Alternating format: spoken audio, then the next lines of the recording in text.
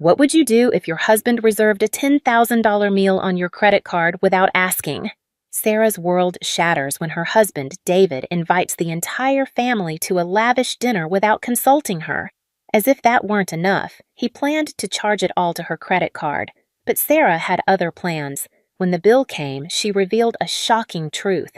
She had canceled the card a month ago. Stay tuned to see how Sarah exposes David's deceit and takes control of her life. Don't forget to subscribe for more powerful stories. Hello, Sarah. Please come to Harris Restaurant in front of the station immediately. The whole family is waiting here for you. I froze. What Harris Restaurant? That high-end French place? What do you mean the whole family is waiting? Actually, I reserved the place. I've invited even the family members who usually can't attend. The cost will be around $10,000. I'll pay with your credit card. Please hurry. Without a moment's hesitation, David hung up the phone. Am I paying $10,000?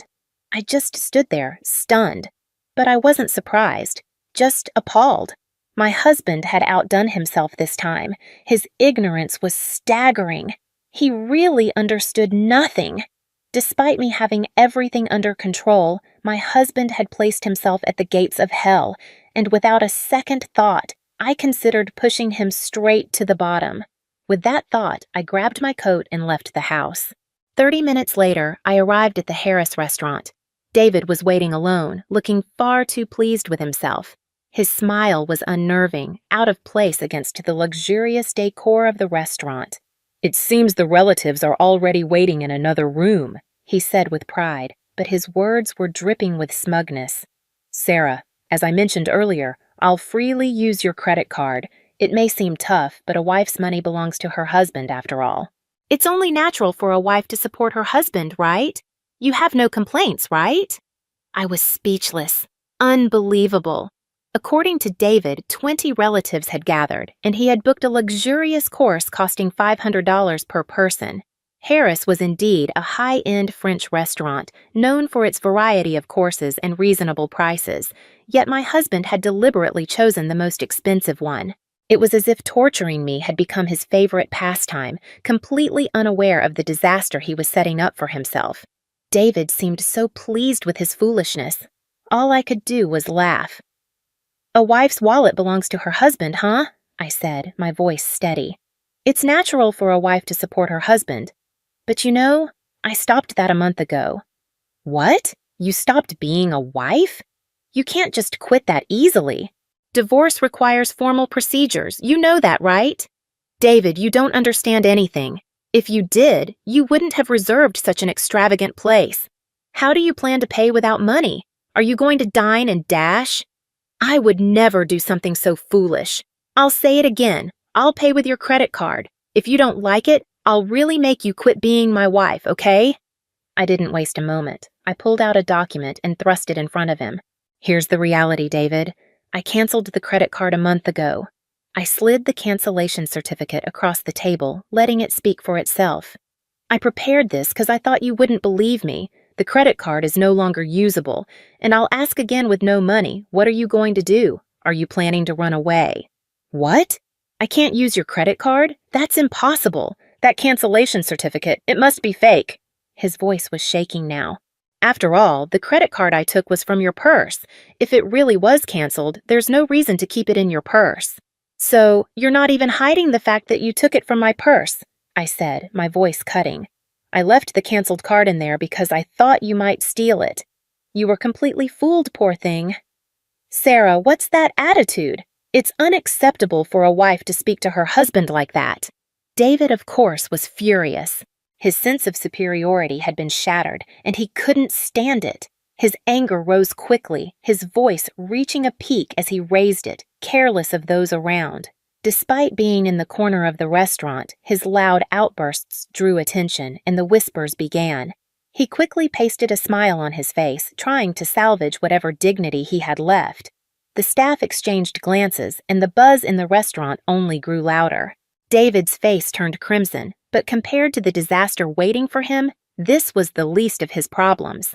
Soon after, my in-laws came over to me. It seems David's voice had clearly reached the relatives as well. "David, what are you doing? The relatives are all shocked. You're disturbing other guests too. Look, everyone is watching. Ah ha ha. Oh, I just got a bit excited. It's nothing serious, so don't worry. It seemed the in-laws hadn't heard the details of the conversation and looked puzzled, but they said nothing further. David was smiling slightly, trying to smooth things over, but he must have been relieved inside that his parents-in-law had arrived. He only shows his true self to me, especially since he works for the company run by his father. He always pretends to be the ideal husband in front of him. I, too, made a face of disbelief, like the in-laws, but David quietly looked at me. Do not say anything unnecessary. I won't forgive you if you do. I felt this implicit pressure from him. He has always tried to intimidate me and dominate by force. I was scared and I complied, but at that time, I couldn't bear it anymore. David inviting the relatives was the perfect opportunity to expose his true face in front of everyone. I started the conversation with my in-laws about settling today's bill. David planned to use my credit card. He took the card from my purse and reserved a restaurant without my permission. Ah! Exclaimed my in-laws in surprise. That credit card was actually canceled a month ago, but David doesn't know that and was planning to use it carelessly. He doesn't have any money, so how does he plan to pay? I explained. Wait a minute, Sarah, I don't understand. Are you saying David stole your card and was planning to settle today's payment? David said he would pay today's expenses. It will cost about $10,000, but leave it to me, he said. If what you say is true, was he actually planning to burden you with $10,000? That's hard to believe. Could there be some misunderstanding? They questioned. My in-laws were visibly shaken. This was the usual response, even after thinking it over.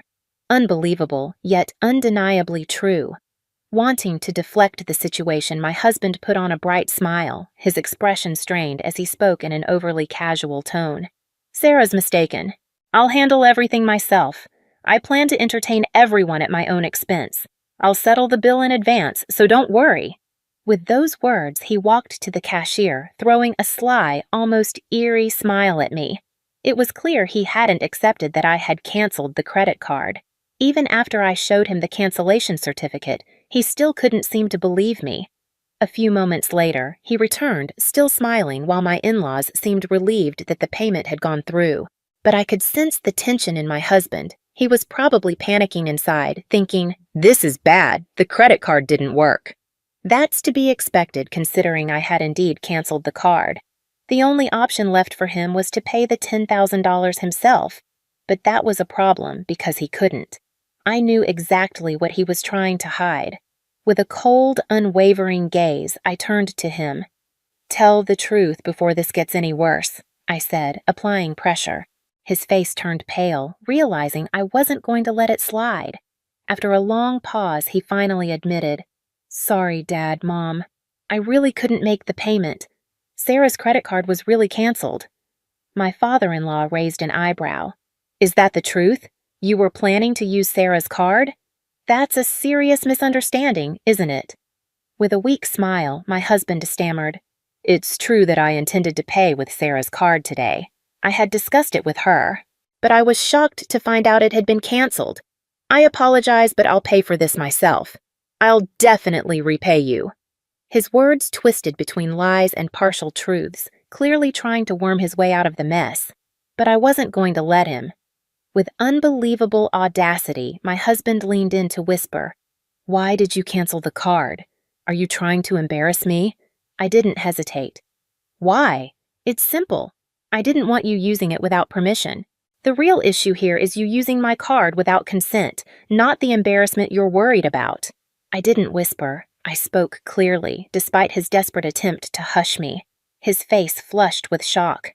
"Quiet. Don't talk about this here. Keeping a canceled card in your purse only causes confusion." But it seemed the conversation wasn't as private as he'd hoped. My in-laws, who had been sitting quietly, now stared at him, eyes wide with disbelief. "David, what are you doing? You tried using Sarah's card without her permission? Taking it from her purse? That's unacceptable!" He faltered, at a loss for words. His father's sharp tone left him speechless. It was then that I decided to lay everything out. If David wasn't going to be honest, I would expose him.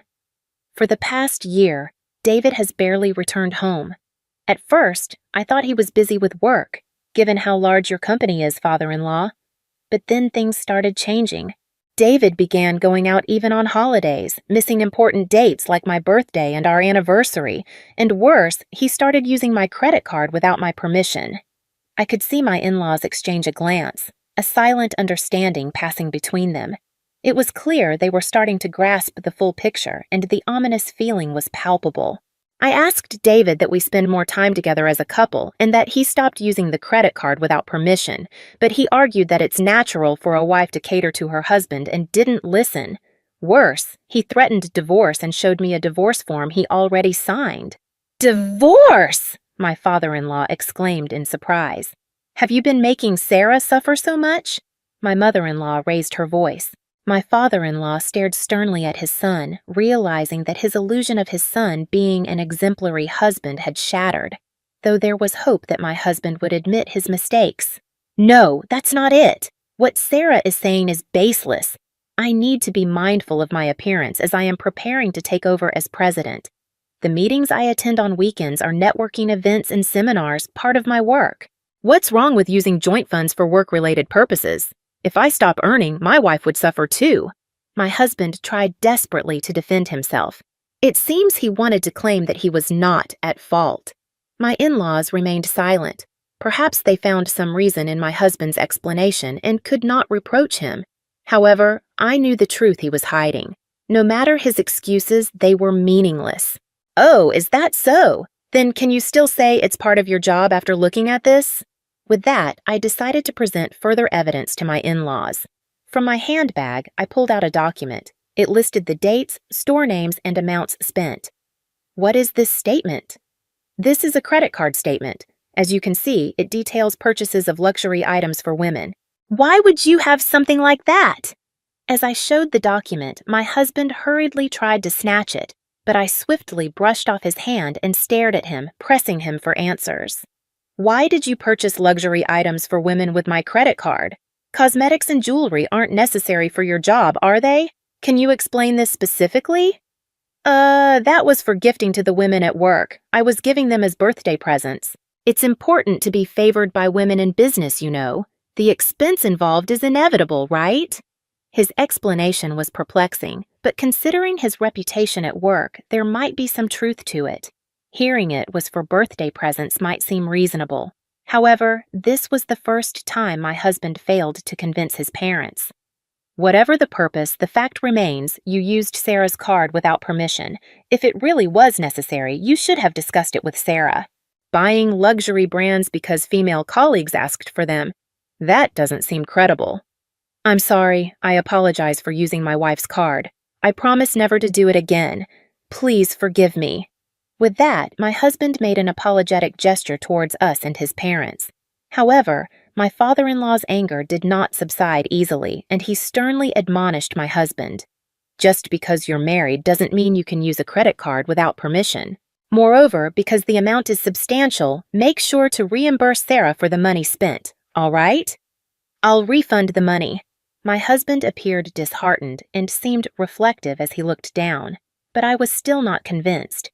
Does he think I don't know he's still hiding something? This was just the beginning of the real test. My husband and I, along with his parents, headed to the room where the other relatives were waiting. There, I pulled out my smartphone from my bag and pressed the play button. The sudden playback surprised my husband, and he stared at me in disbelief, his face quickly turning pale. The audio was a conversation between a man and a woman where my husband was insulting me, and the woman was saying, "Hurry up and divorce your wife." The surrounding family members were shocked by this revelation. "David, who is this woman?" I asked. My husband frantically searched for an excuse. During this, his parents glared at him with expressions filled with anger. The relatives were also appalled by the scene. My husband faced another crisis immediately after the credit card issue. Without a moment to catch his breath, there's no hiding it anymore. "You were having an affair, weren't you?" I asserted. At this, my husband began to sweat and shouted something in response. "That's not true! I'm not having an affair! It was wrong of me to speak ill of you, but she's just a friend, and we were just hanging out. By the way, when did you prepare this? Eavesdropping is illegal." Although he confirmed that he had insulted me, he continued to deny the affair. Moreover, he tried to shift the focus of the conversation and point the blame at me. However, I was not backing down. I explained the facts to him so that he couldn't escape them. "David, I've been watching you for a long time. The credit card history made the affair obvious. That's why, while you pretended to go to work, I installed a listening device in your car." "A listening device in the car? That's ridiculous.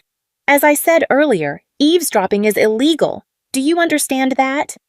If it's to catch evidence of infidelity, it's not illegal as long as it's not for stalking or similar behavior." This strong stance showed that I was prepared to do whatever necessary to uncover the truth, prioritizing my well-being and seeking justice in our troubled relationship. My husband fell silent, fully aware that he was struggling to justify himself. However, he couldn't bring himself to admit it and appealed to his parents and relatives. "Everyone, please don't believe what she's saying. She's trying to trap me. I haven't been unfaithful." What a troublesome person. While sighing, I threw a document at my husband in front of the relatives. "What is this? What do you think it is?" "It's a demand for compensation." At that, my husband's complexion changed rapidly. "This document is a demand for compensation I sent to my husband's mistress. It was confirmed through investigation you were having an affair with a woman named Ashley, so I visited Ashley and demanded compensation from her before you." "You met Ashley directly and demanded compensation? What were you thinking?" My husband was so shocked that he was rendered speechless. However, he is the one being excessive. It's unreasonable for him to blame me while overlooking his own mistakes. Surprised, aren't you? But she told me everything. She didn't hide your wrongdoings. You were buying luxury items for her with my credit card, weren't you? The excuse about gifts for female employees was obviously a lie. It was all used for her. In fact, Ashley told you everything. If the evidence is complete, it's undeniable. Ashley also honestly admitted to the affair and agreed to pay compensation because of my card. That's why I brought this compensation claim. My husband looked up at the sky, his face etched with despair. I waved the compensation claim lightly in front of him, holding it out like a final piece of evidence. His irritation was obvious as he raised his voice. "Damn! To think you planned all of this without me noticing! Truly a cunning wife!" "A wife?" The words hit me like a weight I couldn't carry anymore. "I was your wife," I replied coldly. "But that's in the past now. I told you a month ago that I quit. Didn't you hear? The divorce papers have already been submitted. Now, I'm just an acquaintance." "Did you really submit the divorce papers?" His voice was incredulous, his shock barely hidden. "Why are you surprised? I just submitted the papers you waved in front of my face to get back at me. Everything was done through the proper procedures. Any complaints? But you shouldn't have filed without discussion. It's unreasonable to divorce like this." "It might be unreasonable," I shot back, "but the fact that you used my credit card without permission doesn't change." I paused, letting the words sink in. "That's why I filed on my own. Now this matter is settled." My husband fell silent, his eyes wide with disbelief. He hadn't seen this coming. As we stood there, my in-laws and relatives watching the exchange began to realize the truth. "Using Sarah's credit card without permission, having an affair? We believed you two were happily married, and here you are, betraying her like this." Anger flared across the room as the family turned on him. My father-in-law, his voice resolute, spoke sharply. "This marks the end of our relationship as father and son. You're fired from the company." "Fired? Just for an affair? This is too harsh. Think about it calmly." My husband's words were desperate, trying to cling to any semblance of control. Then there was a sharp sound, the unmistakable crack of a slap. My mother-in-law had struck my husband hard across the cheek. Her eyes filled with tears, a mixture of sadness, pity, and disappointment clouding her gaze. "Just an affair," she spat. "You're the one who's wrong, David. You plan to hurt Sarah and just run away?" Her anger silenced him, and he stood there, speechless, surrounded by a cold, unforgiving silence. It was clear now he had no excuse, no defense. His selfishness, his entitlement, was on full display. My money was his. A wife's duty was to serve her husband. These words echoed in the room like poison, impossible to ignore. His blatant disregard for anyone but himself was unforgivable. For a long time, my husband remained silent, the weight of his actions sinking in.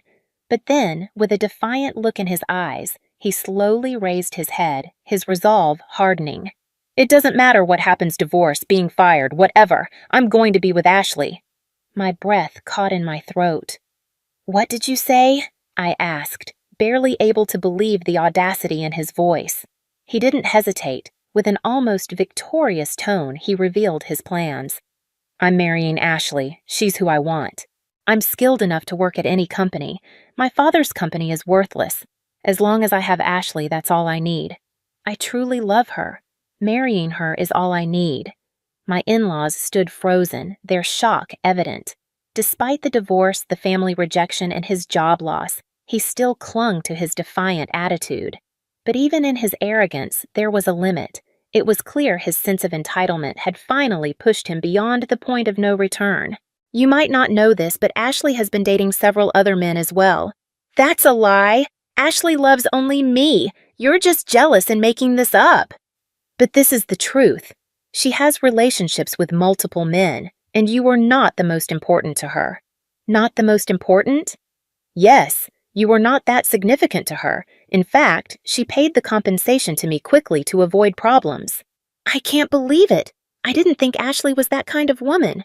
"The idea that Ashley had feelings for you was just a delusion. You were just being used. By the way, the compensation she paid me was actually funded by another man she was seeing." "That's a lie! A lie! There's no way Ashley would deceive me. We are going to get married. Nothing you do can stop us." It seems my husband still couldn't accept reality, so I calmly confronted him with the truth. "It's about time you understood that you've been abandoned. Haven't you been unable to contact Ashley recently? Neither calls nor messages are going through, right?" "Now that you mention it," my husband faltered. It seems he could understand that fact. "In short, you are no longer needed. You've been blocked." "I am no longer needed?" "Yes, exactly. Have you understood now? There is nothing left for you. It is a fitting end for someone who has deceived others as you have." After telling him this, he collapsed to his knees and bowed his head right there. "Please, Sarah, I am truly sorry. Please forgive me." It seemed that my husband had realized his situation. "Please reconsider the divorce. Please rein the firing," he pleaded repeatedly, bowing to me and my in-laws. However, everyone had moved away from his side. "It's too late for apologies now. I will firmly demand the property division and the money you squandered using my credit card. A person like you is just a nuisance to any organization. If you think you can work somewhere else, go ahead and try it. It will prove to be worthless anyway. Please don't leave me like this. I am reflecting on my actions. Can I have just one more chance?" With tears in his voice, my husband continued to appeal to his father while keeping his head bowed. However, my former father-in-law, having given up on his son, ignored him and hurried out of the restaurant. His wife followed him. The relatives also proceeded with their preparations to go home, showing no further interest in my husband. "Well, I'll settle the payment then." "What? You're paying the $10,000? "Of course. I will bill it later." I smiled sweetly. "So," he muttered as he collapsed onto his knees. Today, due to my retaliation, it became the most painful day for him. However, this story is not yet over. His ordeal will continue. After everything that had happened, I found myself back at my parents' house. But the phone kept ringing incessantly, each call from my ex-husband, David. I'd been deliberately ignoring him, but today I knew I had to answer. This time, it was time to deliver the final blow. "Sarah, you finally answered. Please, I'm in trouble. I need your help." His voice sounded desperate, like it always did when he was cornered. I leaned back in my chair, forcing myself to stay calm. "Well, that sounds like a tough situation. What happened? Are you trying to run from debt collectors?" "What? How did you know that? Did someone tell you?" His voice wavered in disbelief. "No, I found out through my own research. I replied, each word cutting through the air. David, you've accumulated a substantial amount of debt, haven't you? You've been giving money to your mistress, paying your coworkers to do your job, using your position as the boss's son to force them to comply with your demands. All this just to keep up appearances at the company while living a double life. And you've gone into debt to fund it all. Do you really think you could keep living this way? His silence told me everything I needed to know. Remember that day when the family gathered at the fancy restaurant and your credit card was declined? Jay had to pay the $10,000 himself because you couldn't handle your finances. But I already knew that was impossible for him. I did my homework, David. I know about your massive debt. Sarah, this is all my fault. I know. But you're capable, aren't you? You can thrive somewhere else. Leaving your father's company shouldn't be a problem, right? His words were weak, a final attempt to place the blame anywhere but on himself. Oh, you haven't found another job yet? All your interviews fell through, and now you're being chased by your debts, and it's eating you alive mentally. Funny, isn't it? This is exactly why I asked earlier about someone who spends his time offloading work onto others to improve his own performance. It doesn't work. And even if you do find another job, it won't last. Don't you understand that? David couldn't respond. He knew I was right. His behavior had been self-destructive for years, and without any self-reflection, it would only get worse. Sarah, I regret everything. I should have cherished you more. I should have worked harder at my father's company. I've been reflecting, and I'm sorry. Can we start over? I swallowed back the urge to scream at him. Instead, I spoke calmly but firmly. I can't. It's impossible. People can change, yes, but there are actions that can't be forgiven. You deceived not only me, but also the people who trusted you. You need to pay for that. You will fully repay the property division and the money you misused. Running away isn't an option. I waited a moment, listening to the silence on the other end of the line, then ended the call without another word. A few days later, I heard more about David's situation from my former in-laws. As expected, he hadn't managed to secure a stable job and was now begging for support from his family. I need help. We're family, right? How can our son end up like this? His words were filled with desperation, but they were empty.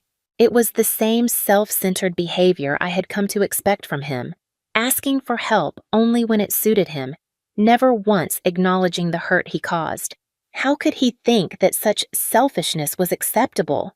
The truth was, David had always been this way. He had coasted through life relying on the support of others without ever truly appreciating it. I had never heard him say thank you not once. If I had seen his true nature before we got married, I would have never walked down that aisle. I deeply regret not speaking up sooner, not seeking advice from my in-laws or anyone else when I was drowning in the relationship. If I had, maybe my future would have been different, less painful, less lonely. But now I have learned. I've learned to face myself honestly. I've learned to become stronger, to be resolute. It's time to say goodbye to the weaker version of myself, to stop pretending and step forward with a firm resolve into my new beginning. What do you do when the person you once trusted above all else betrays you in ways you never thought possible? When they use your resources, manipulate your love, and still expect you to clean up their mess? Sarah spent years tolerating her husband's selfishness, believing that one day he'd change. But when David made the mistake of using her credit card without permission, spending $10,000 without a second thought, it became clear he hadn't changed. He never would. And when she finally exposed him in front of their family, it was a wake-up call that couldn't be ignored. The real shock came when David, in his desperation, admitted his mistakes but still tried to blame everyone else. He'd never taken responsibility for his actions, never truly cared about the consequences. He saw the people around him as tools to be used, including Sarah, but as she showed him, some mistakes cannot be swept under the rug. Some betrayals cannot be forgiven, no matter how many apologies are given. Now, Sarah is stronger, more self-assured. She's not looking back, and she's no longer holding on to a future built on lies. She has learned that sometimes letting go is the only way to truly move forward. So here's the question. What would you have done if you were in Sarah's shoes? Would you have forgiven David, or would you have cut ties long ago? Let's talk about it in the comments. And if you found this story powerful, don't forget to like, subscribe, and stay tuned for more.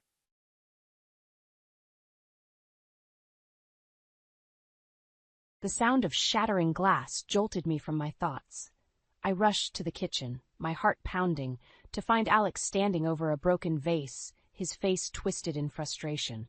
"Damn it, Laura, why'd you put this here?" he snapped, gesturing at the shards scattered across the floor. I bit back a retort. The vase had been in the same spot for years.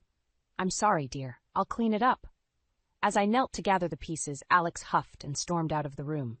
I heard the front door slam moments later. So much for our quiet Sunday afternoon. I sighed, dumping the broken glass into the trash. My phone buzzed, and I saw a text from my father-in-law, Victor. "Laura, can you come by? Need to talk. Important." Curiosity piqued. I grabbed my keys and headed out. Victor was waiting on the porch when I arrived, his usually jovial face creased with worry. "Laura, thank goodness you're here," he said, ushering me inside. "Is Alex with you?" I shook my head. "He went out. What's wrong, Victor?" He led me to the living room, where we sat on the floral-patterned couch. "I need to tell you something, but you have to promise to keep it between us." "Of course," I said, concern growing. "What is it?" Victor took a deep breath. "I went to the doctor last week. The results, they're not good, Laura. I have cancer, stage 4. The words hit me like a physical blow. "Oh, Victor," I whispered, reaching for his hand. "I'm so sorry. Does Judith know?" He shook his head. "No, and I don't want her to. Not yet. You know how she gets." I did know. My mother-in-law's overbearing nature would only make things worse. "But Alex." "Not Alex either," Victor said firmly. "Please, Laura, I need time to process this myself before I deal with their reactions." I nodded, though keeping such a secret felt wrong. "What can I do to help?" "Just be here," he said, squeezing my hand. "I may need someone to talk to, someone who won't fuss or panic." "Of course," I promised. "Anything you need." As if on cue, we heard the front door open. Judith's voice rang out. "Victor, are you home?" Victor's eyes widened in panic. I squeezed his hand reassuringly before calling out, "In here, Judith. Just stopped by for a quick hello." Judith appeared in the doorway, her eyes narrowing as she took in the scene. "Laura, what a surprise." I stood, forcing a smile. "I was just leaving, actually. Thanks for the chat, Victor." As I moved to leave, Judith's hand on my arm stopped me. "Before you go, dear, have you given any thought to what we discussed? About the summer house?" I blinked, confused. "I'm sorry?" "The inheritance, dear," Judith said, her voice sickly sweet. "Victor and I aren't getting any younger, you know. It's important to have these things sorted out." I glanced at Victor, who looked uncomfortable. "I don't think now's the time." "Nonsense," Judith interrupted. "It's never too early to plan. We wouldn't want any misunderstandings later on." The implication in her words made my skin crawl. I forced another smile. "Of course not, but I really must be going." As I drove home, my mind raced. Victor's illness, Judith's thinly veiled greed, Alex's indifference, it was all too much. I pulled into our driveway, steeling myself for whatever mood Alex might be in. The house was quiet when I entered. I found Alex in his study, engrossed in something on his computer. "Hey," I said softly, "everything okay?" He barely glanced up.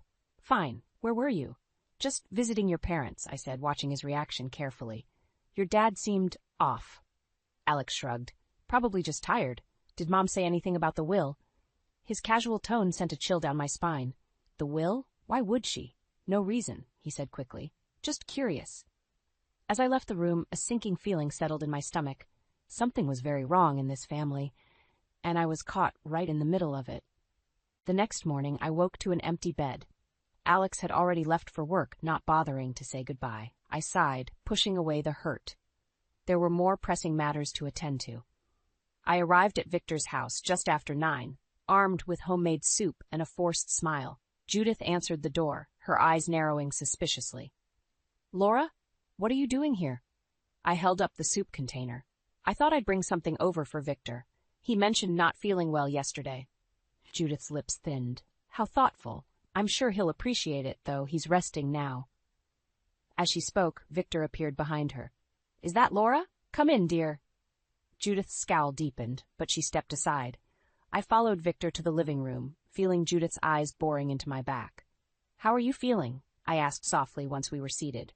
Victor glanced towards the kitchen where Judith had disappeared. Not great, he admitted. The pain's getting worse. My heart ached. Have you considered telling them? They should know, Victor. He shook his head firmly. Not yet. Judith would smother me. And Alex? He trailed off, a look of disappointment crossing his face. I understood. Alex's indifference towards his father was painfully obvious. At least let me help more, I pleaded. I could drive you to appointments, bring meals. What appointments? Judith's sharp voice cut through the room. We both jumped, not having heard her approach. Victor recovered first. Just a checkup, dear, nothing to worry about. Judith's eyes darted between us, suspicion clear. I see. And Laura's going to drive you, is she? How convenient. The accusation in her tone made my cheeks burn. I just offered to help. I'm sure you did, Judith interrupted.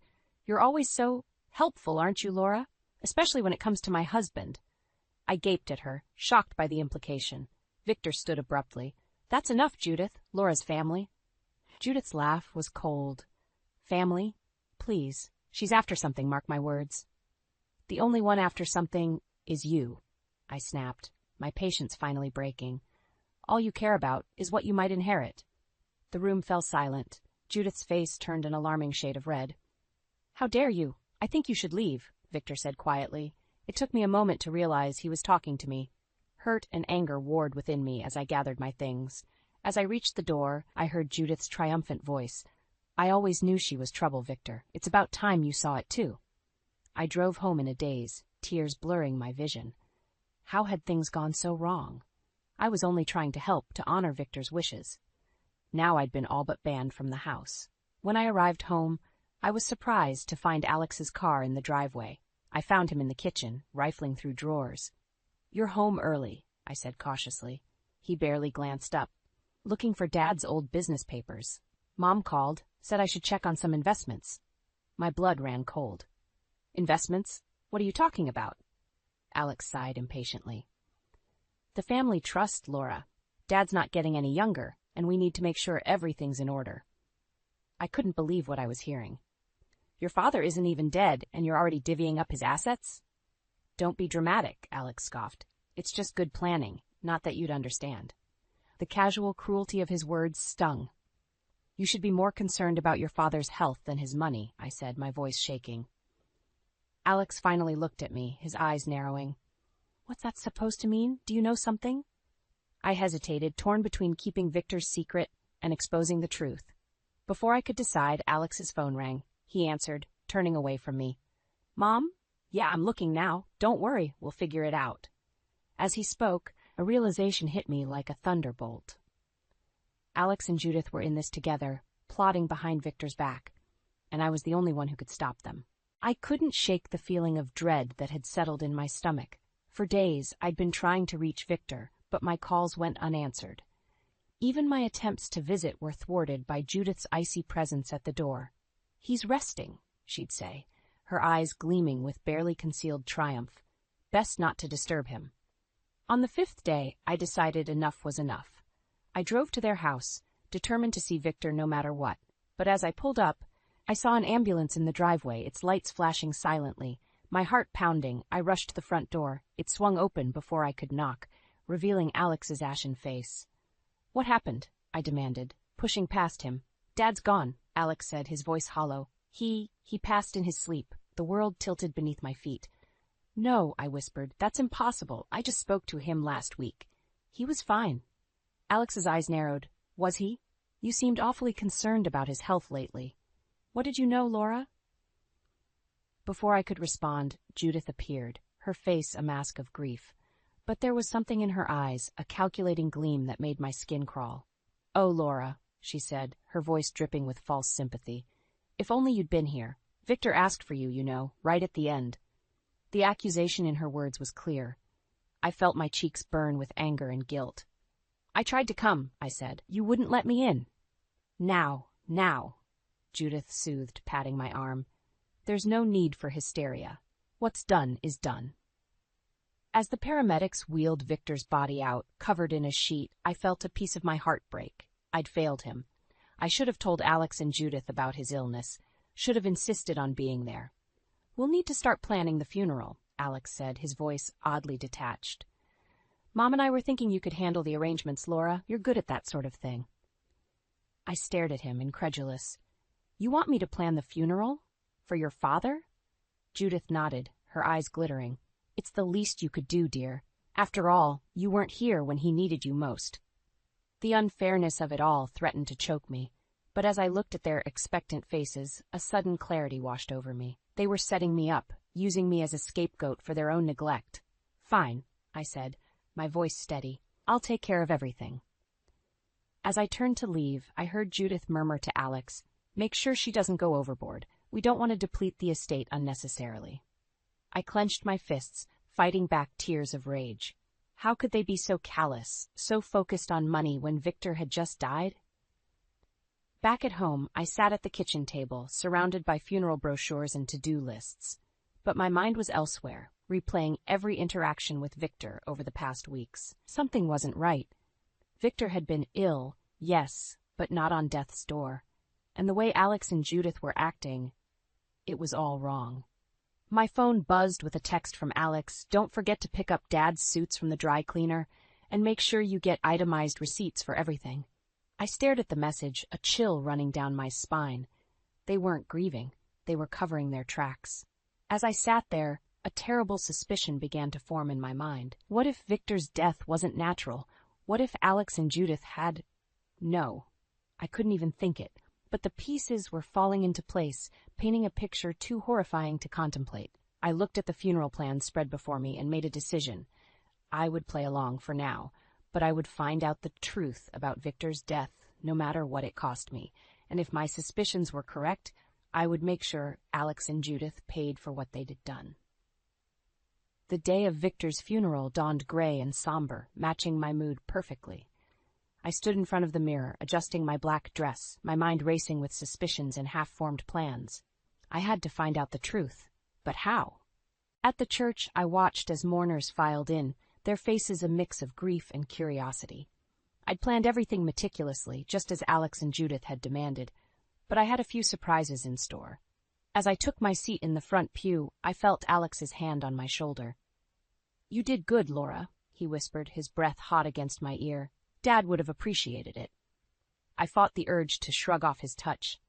"I'm sure he would have," I replied, my voice steady despite the anger boiling inside me. The service began, a parade of hollow eulogies from people who barely knew Victor. When it was Alex's turn to speak, I steeled myself for more lies. "My father was a great man," Alex began, his voice thick with fake emotion.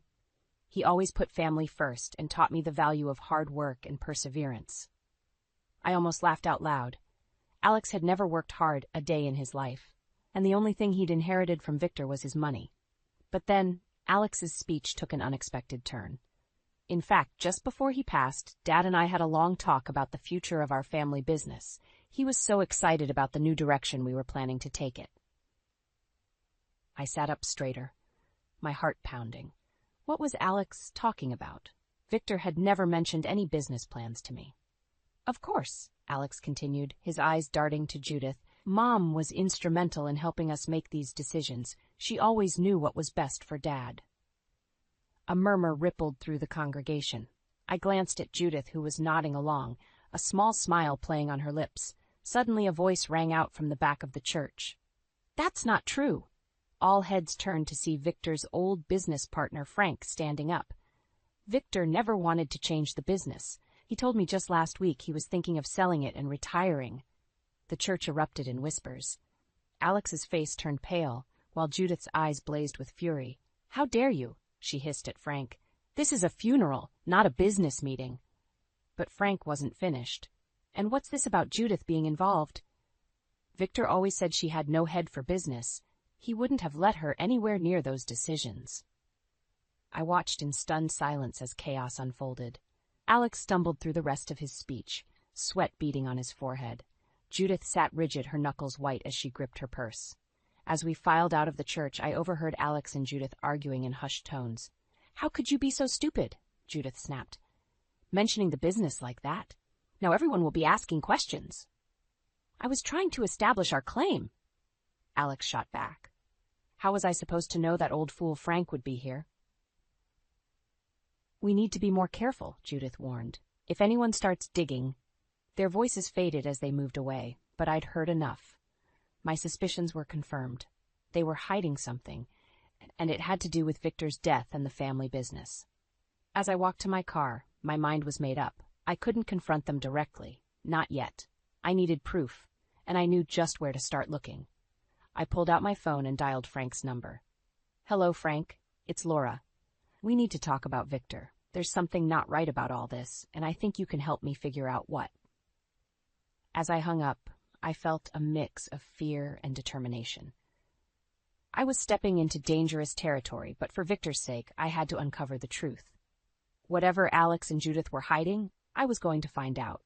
And when I did, they would pay for what they'd done. The days following Victor's funeral were a blur of forced smiles and barely concealed tension. I played my part, the dutiful daughter-in-law, while secretly meeting with Frank to unravel the mystery surrounding Victor's death and the family business. One evening, as I was sorting through Victor's belongings, a task Alex had conveniently delegated to me, I stumbled upon a hidden compartment in his old desk. My heart raced as I carefully extracted a small leather-bound journal. As I flipped through the pages, Victor's familiar handwriting revealed a shocking truth. He had suspected Alex and Judith of embezzling funds from the company for months. The last entry, dated just days before his death, sent chills down my spine. I confronted Alex today. He denied everything, but I saw the guilt in his eyes. "I'm meeting with my lawyer tomorrow to change my will. I can't let them get away with this." My hands shook as I closed the journal. Victor had known. He was going to expose them, and they... No, I couldn't let myself think it. But the evidence was mounting. Lost in thought, I didn't hear the front door open. Alex's voice startled me back to reality. "Laura, what are you doing in here?" I quickly shoved the journal into my bag. "Just sorting through some papers like you asked." Alex's eyes narrowed suspiciously. "Find anything interesting?" "No," I lied smoothly. "Just old receipts and documents."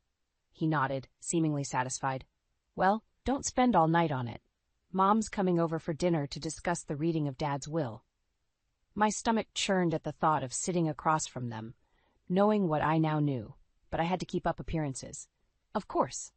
I'll start dinner soon." As Alex left the room, I let out a shaky breath. I needed to act fast, but I had to be careful.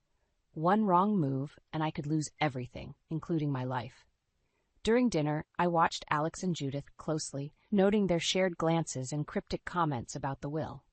I played my part, nodding and smiling at the appropriate moments, all while my mind raced with plans. As Judith was leaving, I overheard her whisper to Alex, "Make sure she doesn't suspect anything. We're too close to let it all fall apart now." That night, unable to sleep, I slipped out of bed and made my way to Alex's study. With trembling hands, I booted up his computer. Thanks to years of his carelessness, I knew his password. What I found made my blood run cold. Emails between Alex and Judith discussing not just the embezzlement but plans to take care of Victor if he became a problem. The last email, sent the day before Victor's death, simply read, "It's done. No loose ends." I stifled a gasp, my mind reeling. They had actually done it. They had killed Victor to cover up their crimes.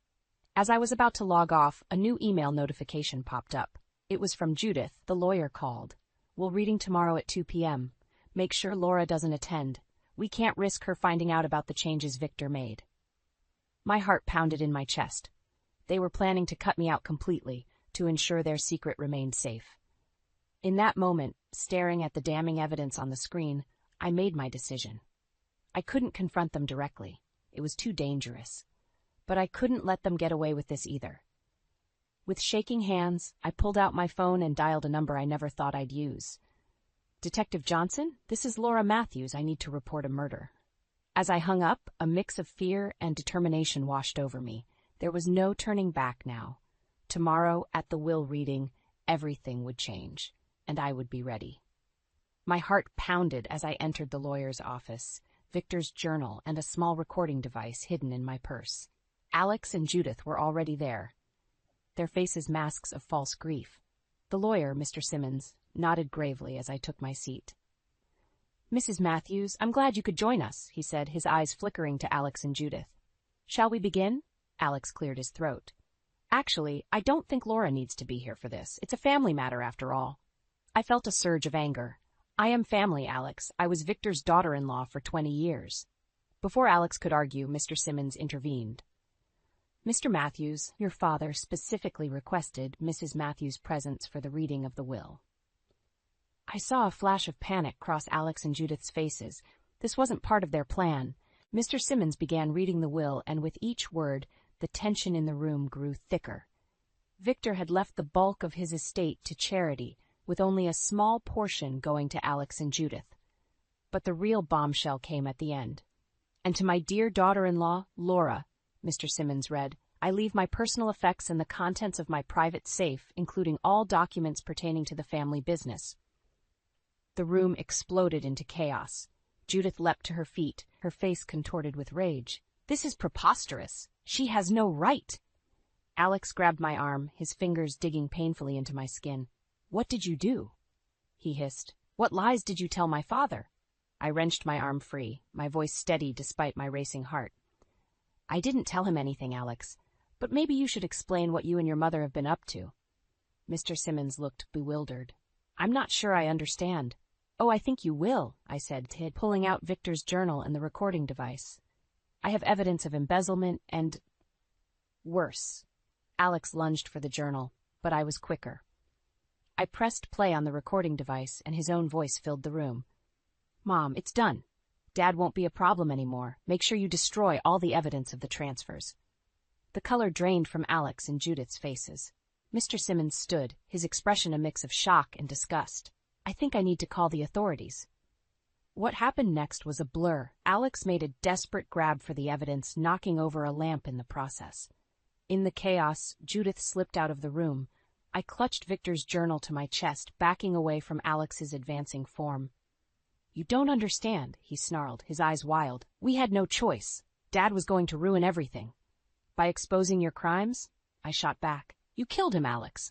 Your own father. Suddenly, the door burst open. Detective Johnson, whom I'd called the night before, entered with 2 uniformed officers. Alexander Matthews, Judith Matthews, you're under arrest for the murder of Victor Matthews and embezzlement. As the officers handcuffed a stunned Alex, I felt a wave of relief wash over me. It was over. Justice for Victor was finally within reach, but my relief was short-lived. As they led Alex away, he turned to me, his eyes burning with hatred. This isn't over, Laura. You'll pay for this. I swear, you'll regret the day you crossed us. As the door closed behind them, I sank into a chair, the full weight of what had just happened crashing down on me. I had exposed the truth, but at what cost? My marriage, my safety, my entire life as I knew it was now in shambles. Mr. Simmons placed a comforting hand on my shoulder. Mrs. Matthews, are you all right? I looked up at him, tears blurring my vision. I don't know, I whispered. What happens now? Little did I know, the worst was yet to come. Alex's threat wasn't empty, and the battle for justice and my own survival was far from over. The courtroom buzzed with tension as I took the stand. Alex and Judith glared at me from the defendant's table, their eyes burning with hatred. I swallowed hard, reminding myself why I was here. For Victor. For justice. Mrs. Matthews, the prosecutor began, please tell the court about the document you found in your late father-in-law's safe. I took a deep breath. It was a letter addressed to me. Victor knew what Alex and Judith were up to. Suddenly, Alex's lawyer jumped up. Objection! Hearsay! The judge nodded. Sustained. Mrs. Matthews, please stick to what you personally witnessed. I felt a flicker of panic. How could I tell Victor's story without his words? But then I remembered his final gift to me. Your Honor, I have Victor's final video message. He recorded it the day before he died. The courtroom erupted in whispers. Alex's face turned ashen, while Judith gripped the table so hard her knuckles turned white. As the bailiff set up the video, I caught Frank's eye in the gallery. He gave me an encouraging nod. We'd prepared for this moment, but nothing could have truly readied me for what came next. Victor's face filled the screen, his eyes tired but determined. Laura, if you're watching this, then I'm gone, and things have probably gotten very ugly. I'm sorry for putting you in this position, but you're the only one I can trust. He went on to detail the embezzlement scheme, how he'd confronted Alex and Judith, and his fears for his own safety. I've left everything to charity, he continued. There's nothing left for them to fight over. The only thing of value I have is the truth, and I'm entrusting that to you, Laura." As the video ended, the courtroom was dead silent. I looked at Alex and Judith, expecting to see defeat. Instead, I saw something that chilled me to the bone. Calculation. The defense attorney stood. "Your Honor, while this video is certainly dramatic, it proves nothing. Mr. Matthews was clearly not in his right mind at the time of recording. We have medical records." "Objection," the prosecutor interrupted. "The defense has presented no such records." As the lawyers argued, I felt a tap on my shoulder. It was Detective Johnson, his face grim. "Mrs. Matthews, we need to get you out of here." Confused, I followed him out of the courtroom. In the hallway, he turned to me, his voice low. "We just got word. Judith's disappeared, and we have reason to believe she's not working alone." My blood ran cold. "What do you mean?" "There's a larger organization involved. The embezzlement. It goes way beyond just your family's company. You're in danger, Laura." Just then, a commotion erupted from the courtroom. We rushed back in to find Alex gone. The window behind the defendant's table shattered. As chaos engulfed the room, I stood frozen. The weight of what was happening crashing down on me. This wasn't just about Victor anymore. It was about a conspiracy bigger than I could have imagined, and I was at the center of it all. Detective Johnson grabbed my arm. "We need to get you to a safe house. Now." As we rushed out of the courthouse, my mind raced. How had things spiraled so out of control? I'd wanted justice for Victor, but now I was running for my life. In the car, I clutched Victor's journal to my chest. It was all I had left of him, of the truth.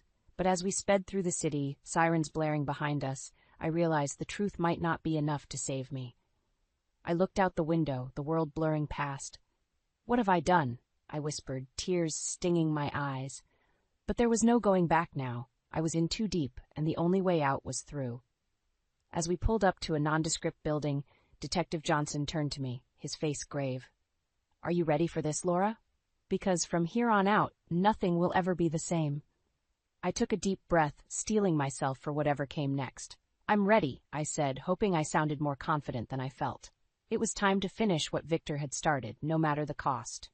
6 months after the courtroom chaos, I stood at the podium, facing a sea of reporters and flashing cameras. My hands trembled slightly as I gripped the edges of the stand, but my voice remained steady.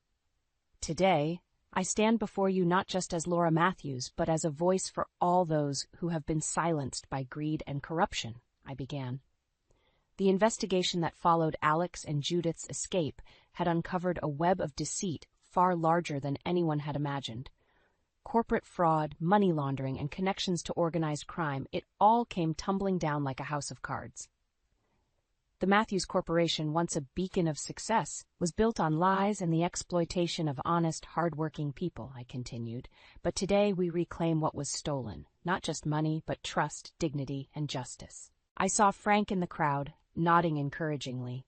He had been my rock through this ordeal, helping me navigate the complex world of corporate finance and legal battles. Victor Matthews was not just my father-in-law.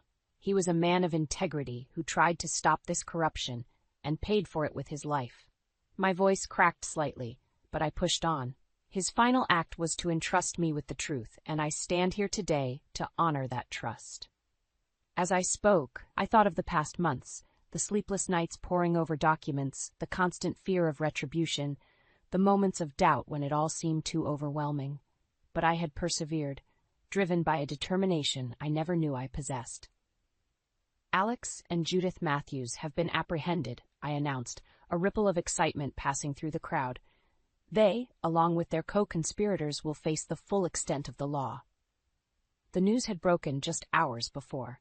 After months on the run, they had been caught trying to flee the country. It was over, truly over. "But this is not just about punishment," I continued. "It's about restoration. The Matthews Foundation, once a front for illegal activities, will be restructured. Under new leadership, it will focus on supporting victims of corporate fraud and advocating for stronger oversight in the business world." As I concluded my speech, the room erupted in applause. Reporters clamored with questions, but I stepped back, emotionally drained yet oddly exhilarated. Later that evening, I stood in Victor's old office, now mine. The weight of responsibility settled on my shoulders, but it no longer felt crushing. Instead, it was a mantle I was ready to bear. A soft knock at the door interrupted my thoughts. It was Detective Johnson. "Quite a speech, Mrs. Matthews," he said with a smile. "You've come a long way from that scared woman in the courtroom." I returned his smile. "I had good people supporting me, including you, Detective." He nodded, then his expression turned serious. "I have something for you. We found it in Judith's possession when we arrested her." He handed me a small, worn notebook. With trembling hands, I opened it. It was Victor's handwriting, dated entries from his final days. As I skimmed the pages, tears welled in my eyes. "He knew," I whispered. "He knew what they were planning, but he couldn't prove it. That's why he left everything to me." Detective Johnson squeezed my shoulder gently. "He chose well. You've done him proud, Laura." As he left, I sank into Victor's old chair, clutching the notebook to my chest. The journey had been long and painful, but I had emerged stronger, wiser, and more determined than ever. I looked out the window at the city skyline, the future stretching out before me. There was still so much work to do, so many wrongs to right, but for the first time in years I felt truly alive, truly purposeful. "We did it, Victor," I whispered to the empty room. "We brought them to justice, and I promise you, this is just the beginning." As the sun set over the city, casting a golden glow across the office, I felt a sense of peace wash over me. The past was behind me, the future uncertain but full of possibility, and I was ready to face it head-on, armed with the truth and the strength I had discovered within myself. The end of one chapter, but the beginning of so much more.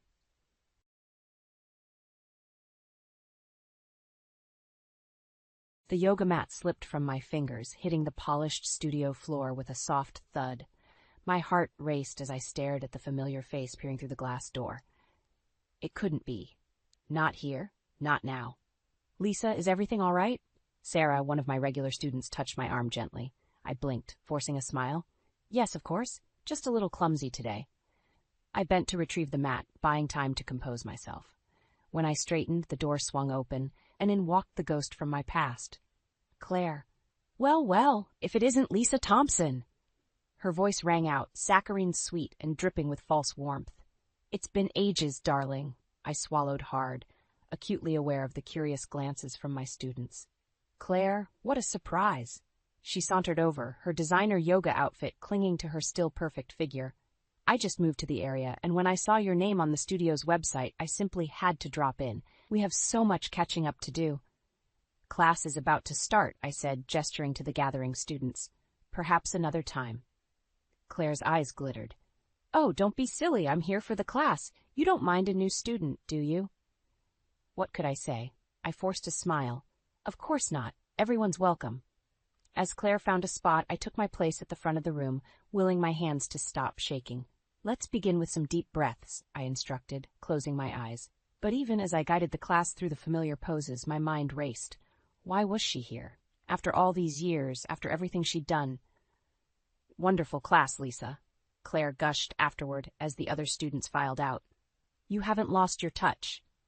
I busied myself rolling up mats. "Thanks. I'm glad you enjoyed it." "Oh, I did, and I couldn't help but notice that gorgeous ring. You're married now?" I instinctively twisted the band on my finger. "Yes, for 15 years." "How marvelous. I'd love to meet the lucky man. Why don't you and what's his name?" "Adam," I said, the word sticking in my throat. "Adam, of course. Why don't you and Adam join me for dinner this weekend? We can catch up properly." I hesitated, searching for an excuse, but Claire's smile never wavered, her eyes locked on mine. I knew that look. She wouldn't take no for an answer. "I'll have to check with Adam," I said finally. "He works late most nights." "Oh, I'm sure you can convince him," Claire purred, "for old time's sake." As she sashayed out the door, I sank onto a nearby bench, my legs suddenly weak. Old times. The very thought made my stomach churn. That evening, I stood at the kitchen counter, chopping vegetables with more force than necessary. The knife came down with a satisfying thwack against the cutting board. "Whoa there, chef." Adam's voice startled me. He wrapped his arms around my waist, peering over my shoulder. "What did those carrots ever do to you?" I leaned back into his embrace, savoring the familiar warmth. "Sorry, just a little distracted." "Tough day at the studio?" I hesitated. "Actually, an old friend showed up."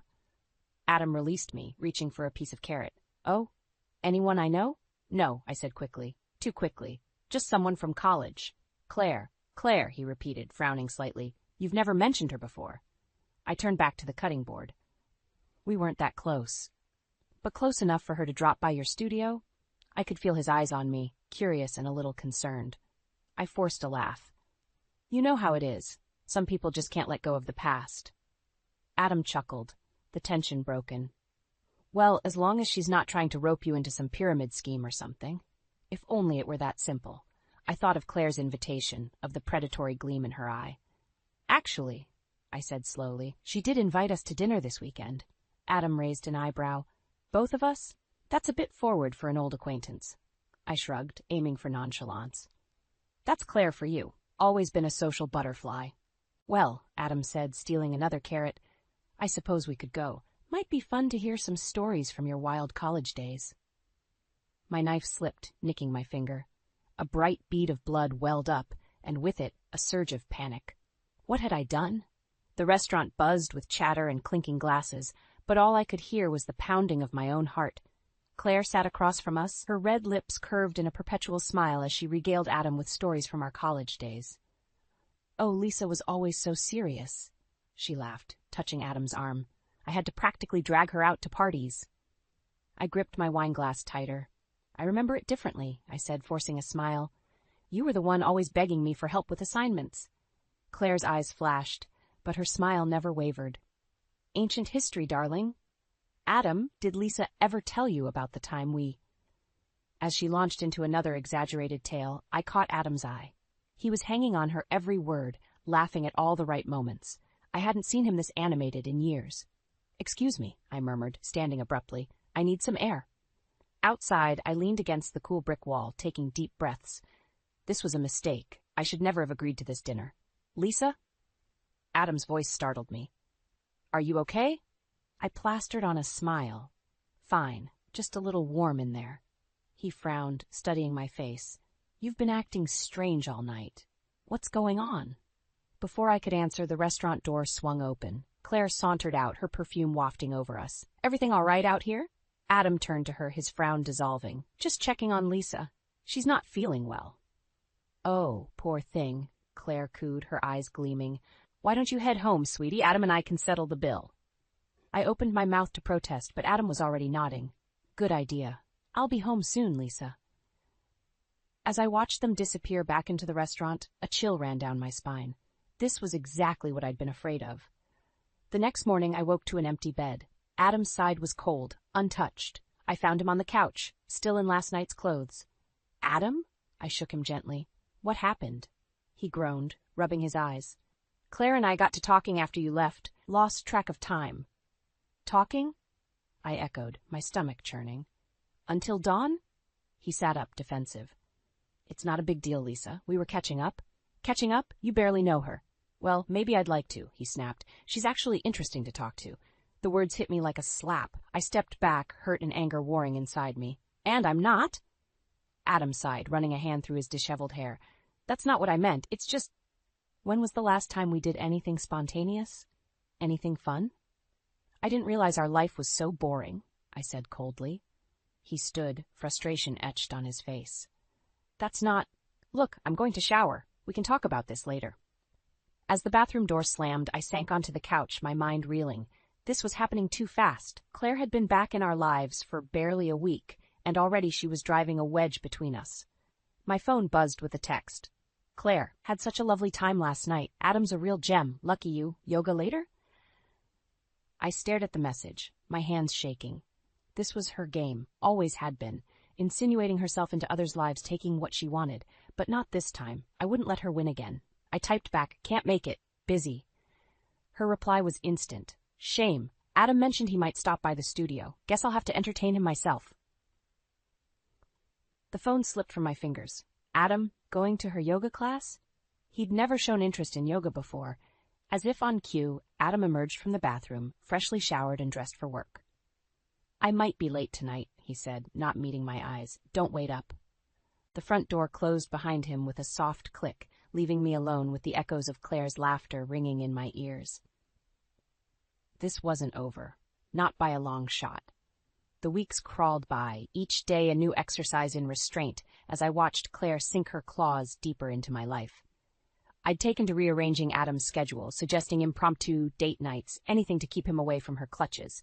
But it was like trying to hold water in my hands.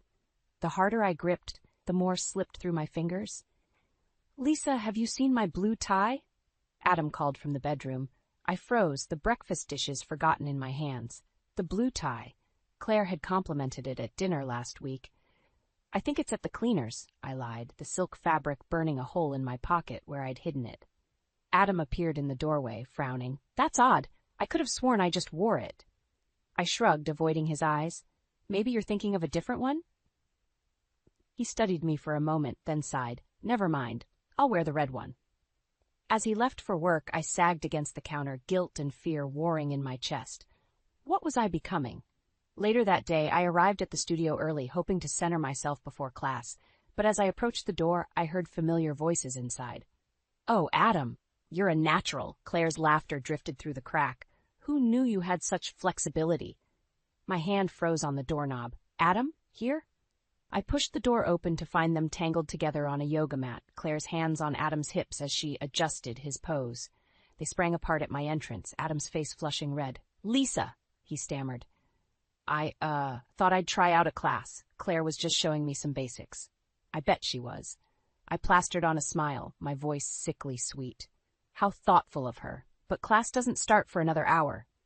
Claire stood, smoothing her yoga pants. "Oh, we were just having a private session. Adam mentioned he was curious, and well, you know me, always happy to help a friend." Friend. The word dripped with insinuation. I turned to Adam, my smile brittle. "Honey, why didn't you tell me you wanted to try yoga? I would have been happy to teach you." He shifted uncomfortably. I wanted to surprise you. Thought it might be fun to share your passion." "How sweet," Claire cooed.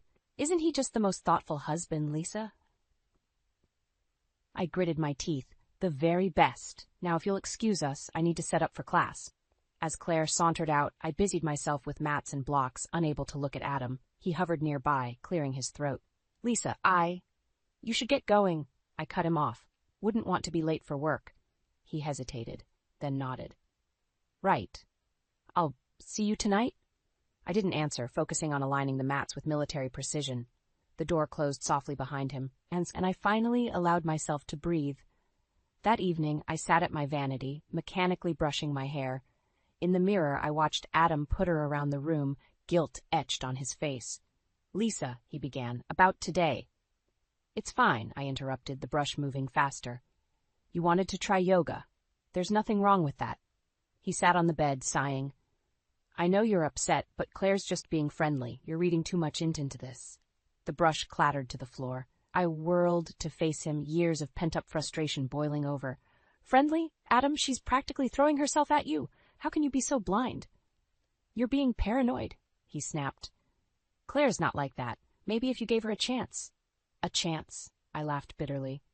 "I've known her a lot longer than you have. Trust me, this is exactly like her." Adam stood, his face hardening. "I think I can judge someone's character for myself, Lisa. I'm not some naive schoolboy you need to protect."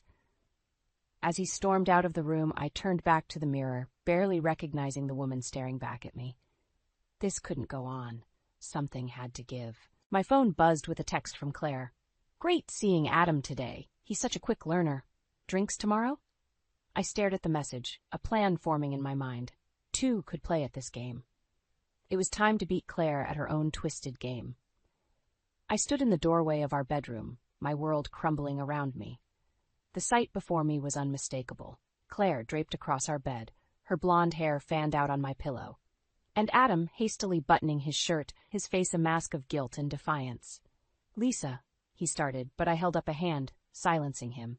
Claire sat up, a triumphant smirk playing on her lips. "Oh, darling, did we forget to lock the door?" The casual cruelty in her voice snapped something inside me. I lunged forward, my hand connecting with her cheek in a resounding slap. She reeled back, shock replacing her smug expression. "Lisa."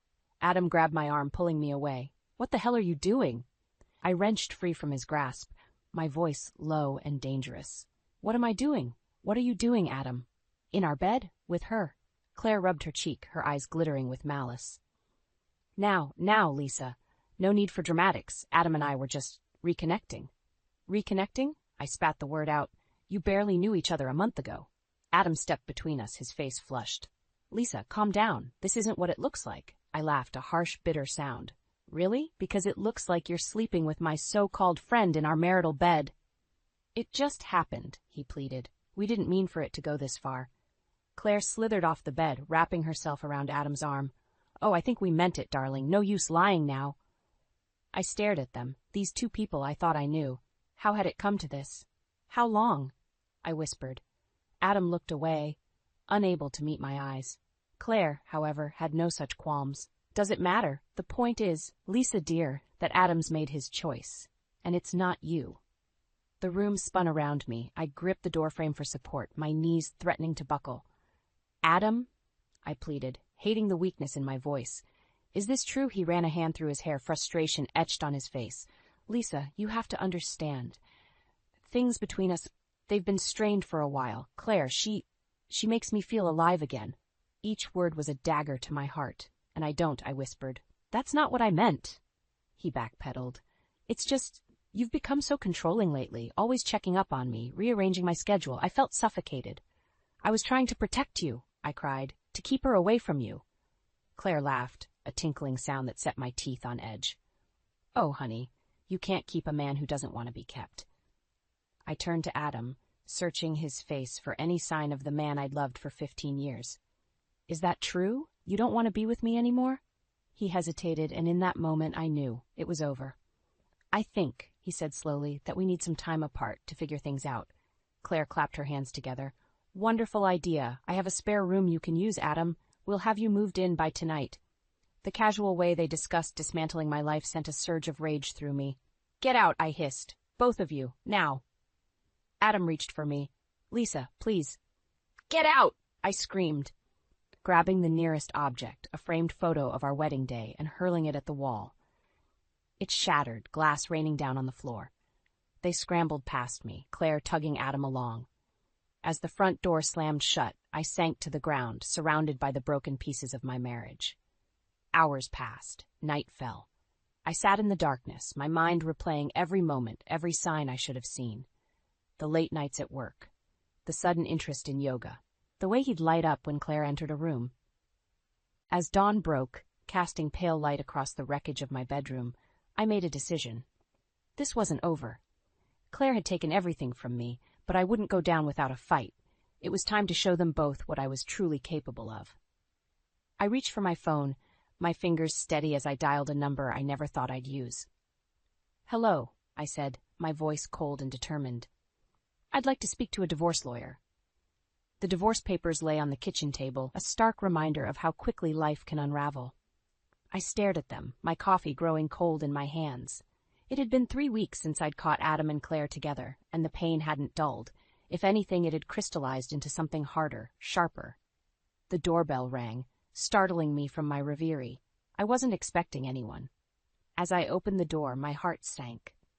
Claire stood there, looking infuriatingly perfect in a sundress that probably cost more than my monthly yoga studio rent.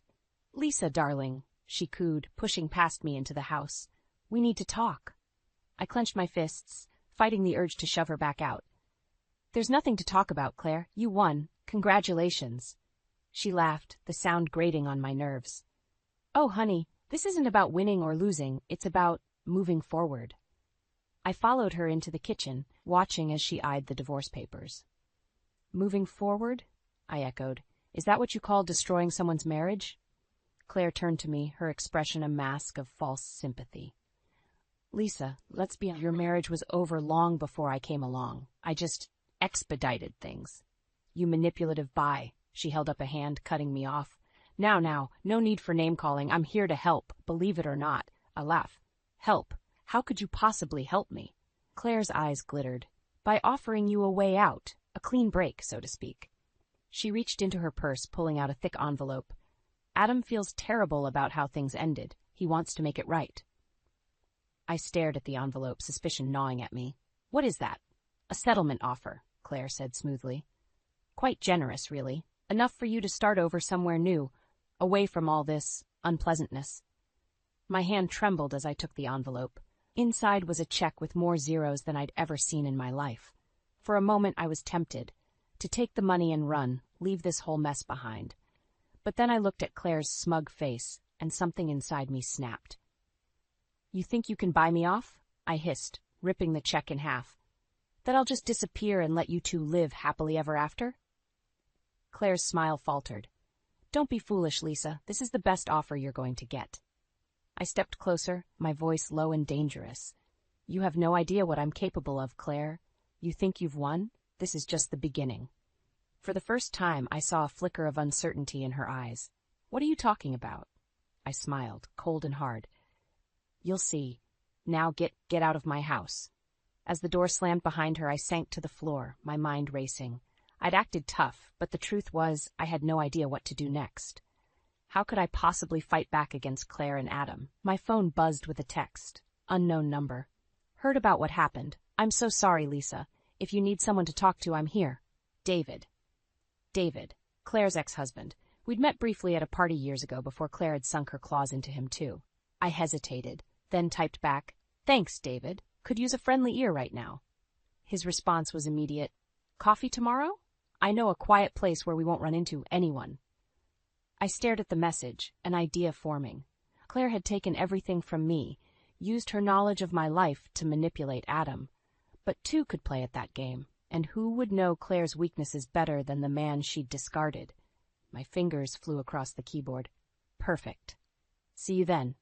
As I hit send, a sense of calm washed over me. For the first time in weeks, I felt a glimmer of hope.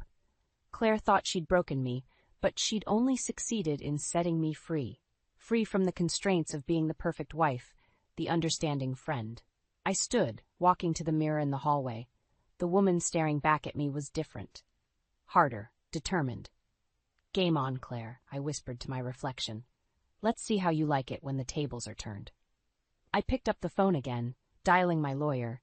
It was time to stop playing defense. Tomorrow, with David's help, I'd start planning my counterattack, and this time I wouldn't hold back.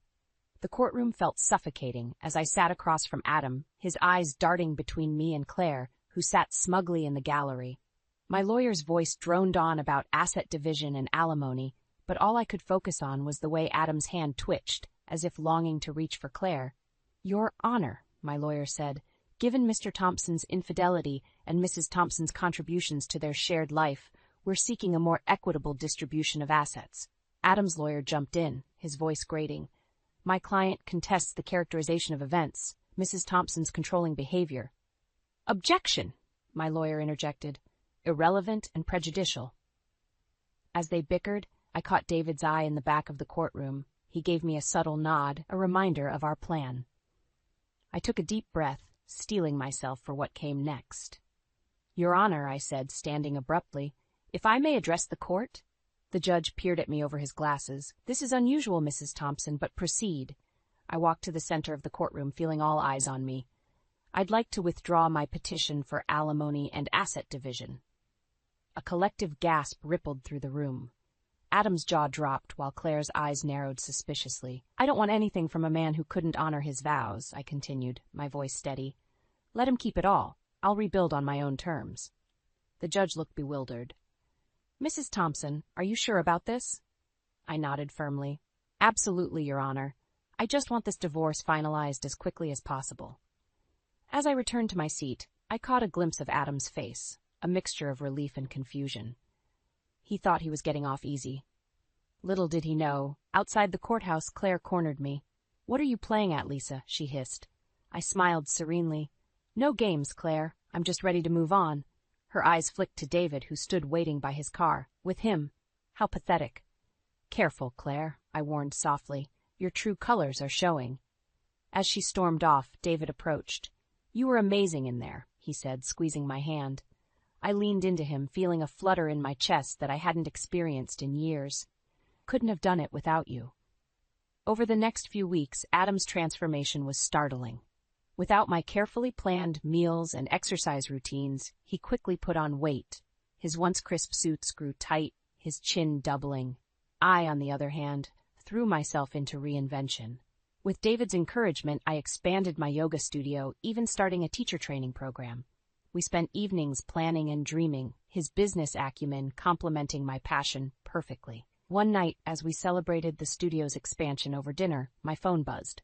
Adam's name flashed on the screen. "Aren't you going to answer it?" David asked. I silenced the phone. No need. He's not my problem anymore. But curiosity got the better of me.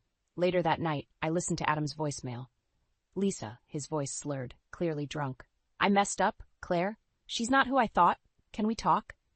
I deleted the message, a mix of emotions swirling inside me. Part of me wanted to gloat, to revel in his misery, but mostly I felt pity and relief that I'd escaped that fate. The next morning, I woke to find Claire exposed, trending on social media. Somehow, her history of home-wrecking and manipulation had leaked online. Her carefully curated image was in tatters. As I scrolled through the posts, my phone lit up with a text from David. "You didn't have anything to do with this, did you?" I stared at the message, my finger hovering over the reply button. This was the moment of truth. Did I take the high road, or embrace the darker path of revenge? The doorbell rang, interrupting my thoughts. I opened it to find Claire, mascara streaking down her face. "You," she snarled. "You did this." As she lunged at me, I realized the true battle was just beginning, and this time I was ready to fight fire with fire. I stood my ground as Claire's mascara-streaked face contorted with rage. Her manicured nails dug into my arms as she shook me violently. "You ruined everything," she shrieked. "How dare you?" I pried her hands off me, my voice steady. "I didn't do anything, Claire. Your past caught up with you." She lunged again, but this time I was ready. Years of yoga had honed my reflexes, and I easily sidestepped her attack. Claire stumbled, crashing into the entryway table. "What's going on here?" David's voice boomed from behind me. He must have arrived just in time to witness the chaos. Claire's eyes darted between us, realization dawning. "You too?" she spat. "You planned this together, didn't you?" Before I could respond, Adam's car screeched to a halt in front of the house. He lumbered out, his once trim physique now soft and bulging. "Claire," he called, his voice slurring slightly. "What are you doing here?" The scene before us was surreal. Claire, disheveled and wild-eyed, Adam, unkempt and swaying slightly, David, a pillar of strength beside me, and me, standing at the center of the storm I'd inadvertently created. "Adam," Claire cooed, her demeanor shifting instantly. "These two are trying to destroy us. We need to stick together." I watched as Adam's bleary eyes tried to focus. "Lisa," he mumbled, "I've been trying to call you." "I know," I said softly. "But it's too late, Adam." Claire's head whipped around. "Too late for what? What have you done?" David stepped forward, his voice calm but firm. "It's over, Claire. The truth is out there now. All of it." "What truth?" Adam asked, confusion etched on his face. I took a deep breath. "Claire's history, Adam, her pattern of manipulation, of destroying relationships, it's all been exposed online." Claire let out a strangled cry. "You can't prove anything." "We didn't have to," David said. "Your ex-boyfriends, the women whose lives you've ruined, they all came forward. The evidence was overwhelming." Adam stumbled back, his face ashen. "Is this true, Claire? Was I just another conquest?" Claire's mask slipped, revealing the cold calculation beneath. "Don't be ridiculous, Adam. We love each other.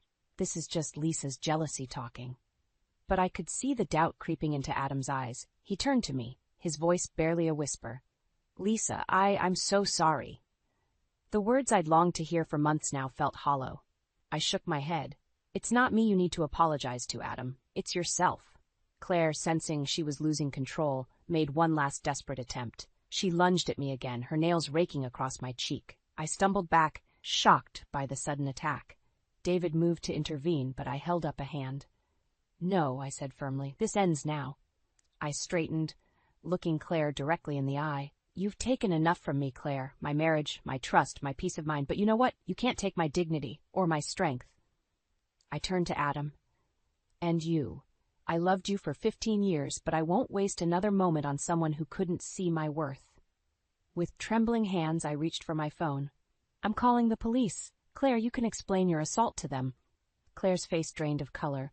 "You wouldn't dare." "Try me," I said, my finger hovering over the dial button. The tension in the air was palpable. Adam looked lost, his world crumbling around him. Claire's eyes darted frantically, searching for an escape. And David David stood tall beside me, a silent pillar of support. As I pressed call, I felt a strange sense of calm wash over me. This was it, the moment everything changed. The life I'd known was gone, shattered by betrayal and lies. But from the ashes, something new was emerging, something stronger. The operator's voice crackled through the phone. 911, what's your emergency? I took a deep breath, ready to face whatever came next. I'd like to report an assault. 1 year later, I stood at the entrance of my expanded yoga studio, watching as students filed in for the grand reopening. The past 12 months had been a whirlwind of change, growth, and unexpected blessings. As I greeted familiar faces and welcomed newcomers, I caught sight of my reflection in the studio's mirrored wall. The woman staring back at me was transformed, confident, radiant, and free from the shadows of the past. David appeared beside me, his hand finding the small of my back. "Ready for your big day?" he asked, his eyes twinkling with pride. I nodded, feeling a surge of gratitude for his unwavering support. More than ready. As I prepared to lead the first class, my phone buzzed with a news alert. I nearly dropped it when I saw the headline, "Disgraced socialite Claire Donovan arrested for fraud." My hands trembled as I read the article. Claire's web of lies had finally unraveled completely. Her attempts to maintain her lavish lifestyle through increasingly desperate means had led to her downfall. And Adam? The article mentioned him briefly, a former associate who had cooperated with the investigation. I could only imagine how far he'd fallen. As I set my phone aside, I felt a weight lift from my shoulders. The last vestiges of my old life, of the pain and betrayal, were finally fading away. The class began, and I lost myself in the flow of movement and breath. As I guided my students through each pose, I felt a deep sense of purpose and fulfillment. This was where I belonged. After class, as the studio emptied, David approached with a small velvet box in his hand. My heart skipped a beat. "Lisa," he began, his voice thick with emotion. "This past year has been the most incredible journey.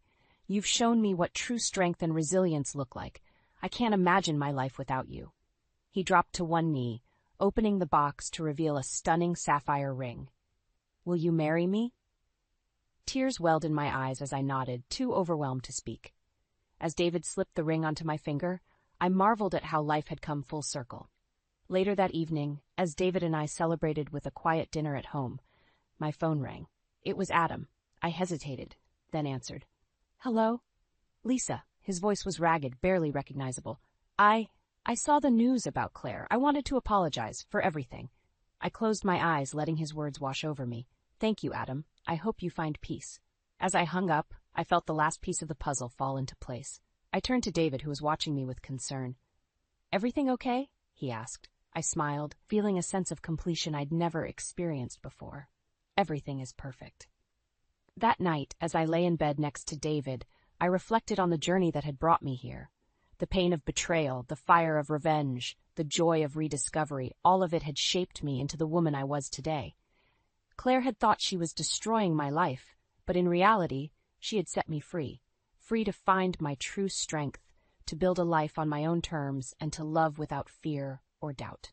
As I drifted off to sleep, I sent a silent thank you to the universe, for the challenges that had tested me, for the friends who had supported me, and for the love that had saved me. Tomorrow would bring new adventures, new challenges, but I was ready for them all. Because now I knew the truth. Happiness wasn't about having a perfect life. It was about finding perfection in the life you have. And as I snuggled closer to David, feeling the cool metal of my engagement ring against my skin, I knew that this moment, this life, was as perfect as it gets. The storm had passed, and I had not only survived, but thrived. Claire's manipulations, Adam's betrayal, they were all just chapters in a book that had led me here, to this moment of peace, of love, of true fulfillment. As sleep claimed me, I smiled. The best was yet to come, and I couldn't wait to see what the next chapter would bring.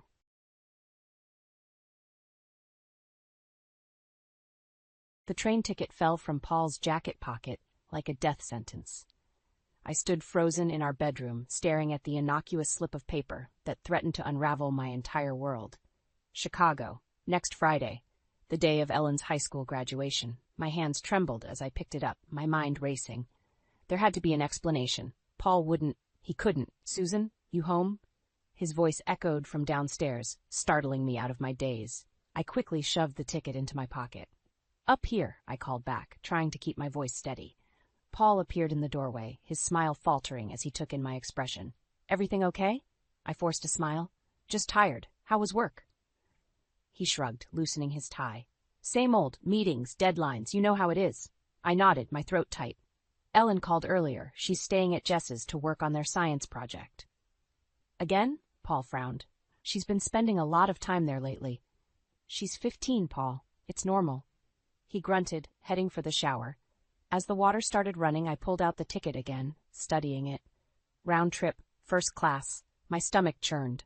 I needed answers. Grabbing Paul's phone from the nightstand, I hesitated for a moment before entering his passcode. 1985. The year we met, at least that hadn't changed. My fingers shook as I scrolled through his messages. Work emails, group chats with friends, and then my heart stopped. A conversation with someone named M. No last name, just an initial. "Can't wait to see you in Chicago, handsome. It's been too long." "Missing you already. These secret meetings aren't enough anymore." "I love you. When are you going to leave her?" The phone slipped from my grasp, clattering to the floor. Paul's voice called out from the bathroom. "Everything all right out there?" I swallowed hard. "Just dropped something. Don't worry about it. 15 years of marriage, 15 years of loving Ellen as my own. All of it, a lie?" The shower shut off, and I heard Paul moving around in the bathroom. I had to pull myself together. Taking a deep breath, I picked up his phone and placed it back on the nightstand. Paul emerged, a towel wrapped around his waist. "Hey, I was thinking we could go out for dinner tonight. That new Italian place downtown?" I nodded mechanically. "Sounds nice." He frowned, stepping closer. "Are you sure you're okay? You seem off." For a moment, I considered confronting him right then and there, demanding answers, screaming, throwing things. But Ellen's face flashed in my mind. Her graduation was in a week. I couldn't ruin that for her. "I'm fine," I lied, plastering on a smile. "Just worried about Ellen. She seems so distant lately." Paul's expression softened. "She's a teenager, Sue. It's normal. Remember how you were telling me earlier?" I bit back a bitter laugh. Of course I remembered. I remembered everything about our life together. Every moment, every promise. Did any of it matter to him? "You're right," I said, standing up. "I'll go start the car. Meet you downstairs in 10. He nodded, already turning away to get dressed. As I left the room, my mind was racing. I needed a plan. I needed proof. Most of all, I needed to protect Ellen. In the car, I pulled out my phone and dialed a number I never thought I'd use. "Hello, is this Hawkins Investigations? I need your help." As Paul climbed into the passenger seat, I ended the call. He smiled at me, oblivious to the storm brewing inside me. "Ready to go, honey?" I nodded, my grip tightening on the steering wheel. Ready as I'll ever be. I never imagined I'd be a mother at 35, let alone to a child who wasn't biologically mine. But life has a way of surprising you, doesn't it? The day I met Ellen, she was all gangly limbs and wary eyes, hiding behind Paul's legs. I knelt down, my heart pounding. "Hi, Ellen. I'm Susan. It's nice to meet you." She peered at me, her small face scrunched in concentration. "Do you like unicorns?" I laughed, relief washing over me. "I love unicorns. Do you want to show me yours?" As Ellen dragged me to her room, chattering about her stuffed animal collection, I caught Paul's eye. He smiled, mouthing, "Thank you." But it wasn't always that easy. The first time Ellen called me Mom, I froze, panic rising in my chest. Later that night, I confessed my fears to Paul.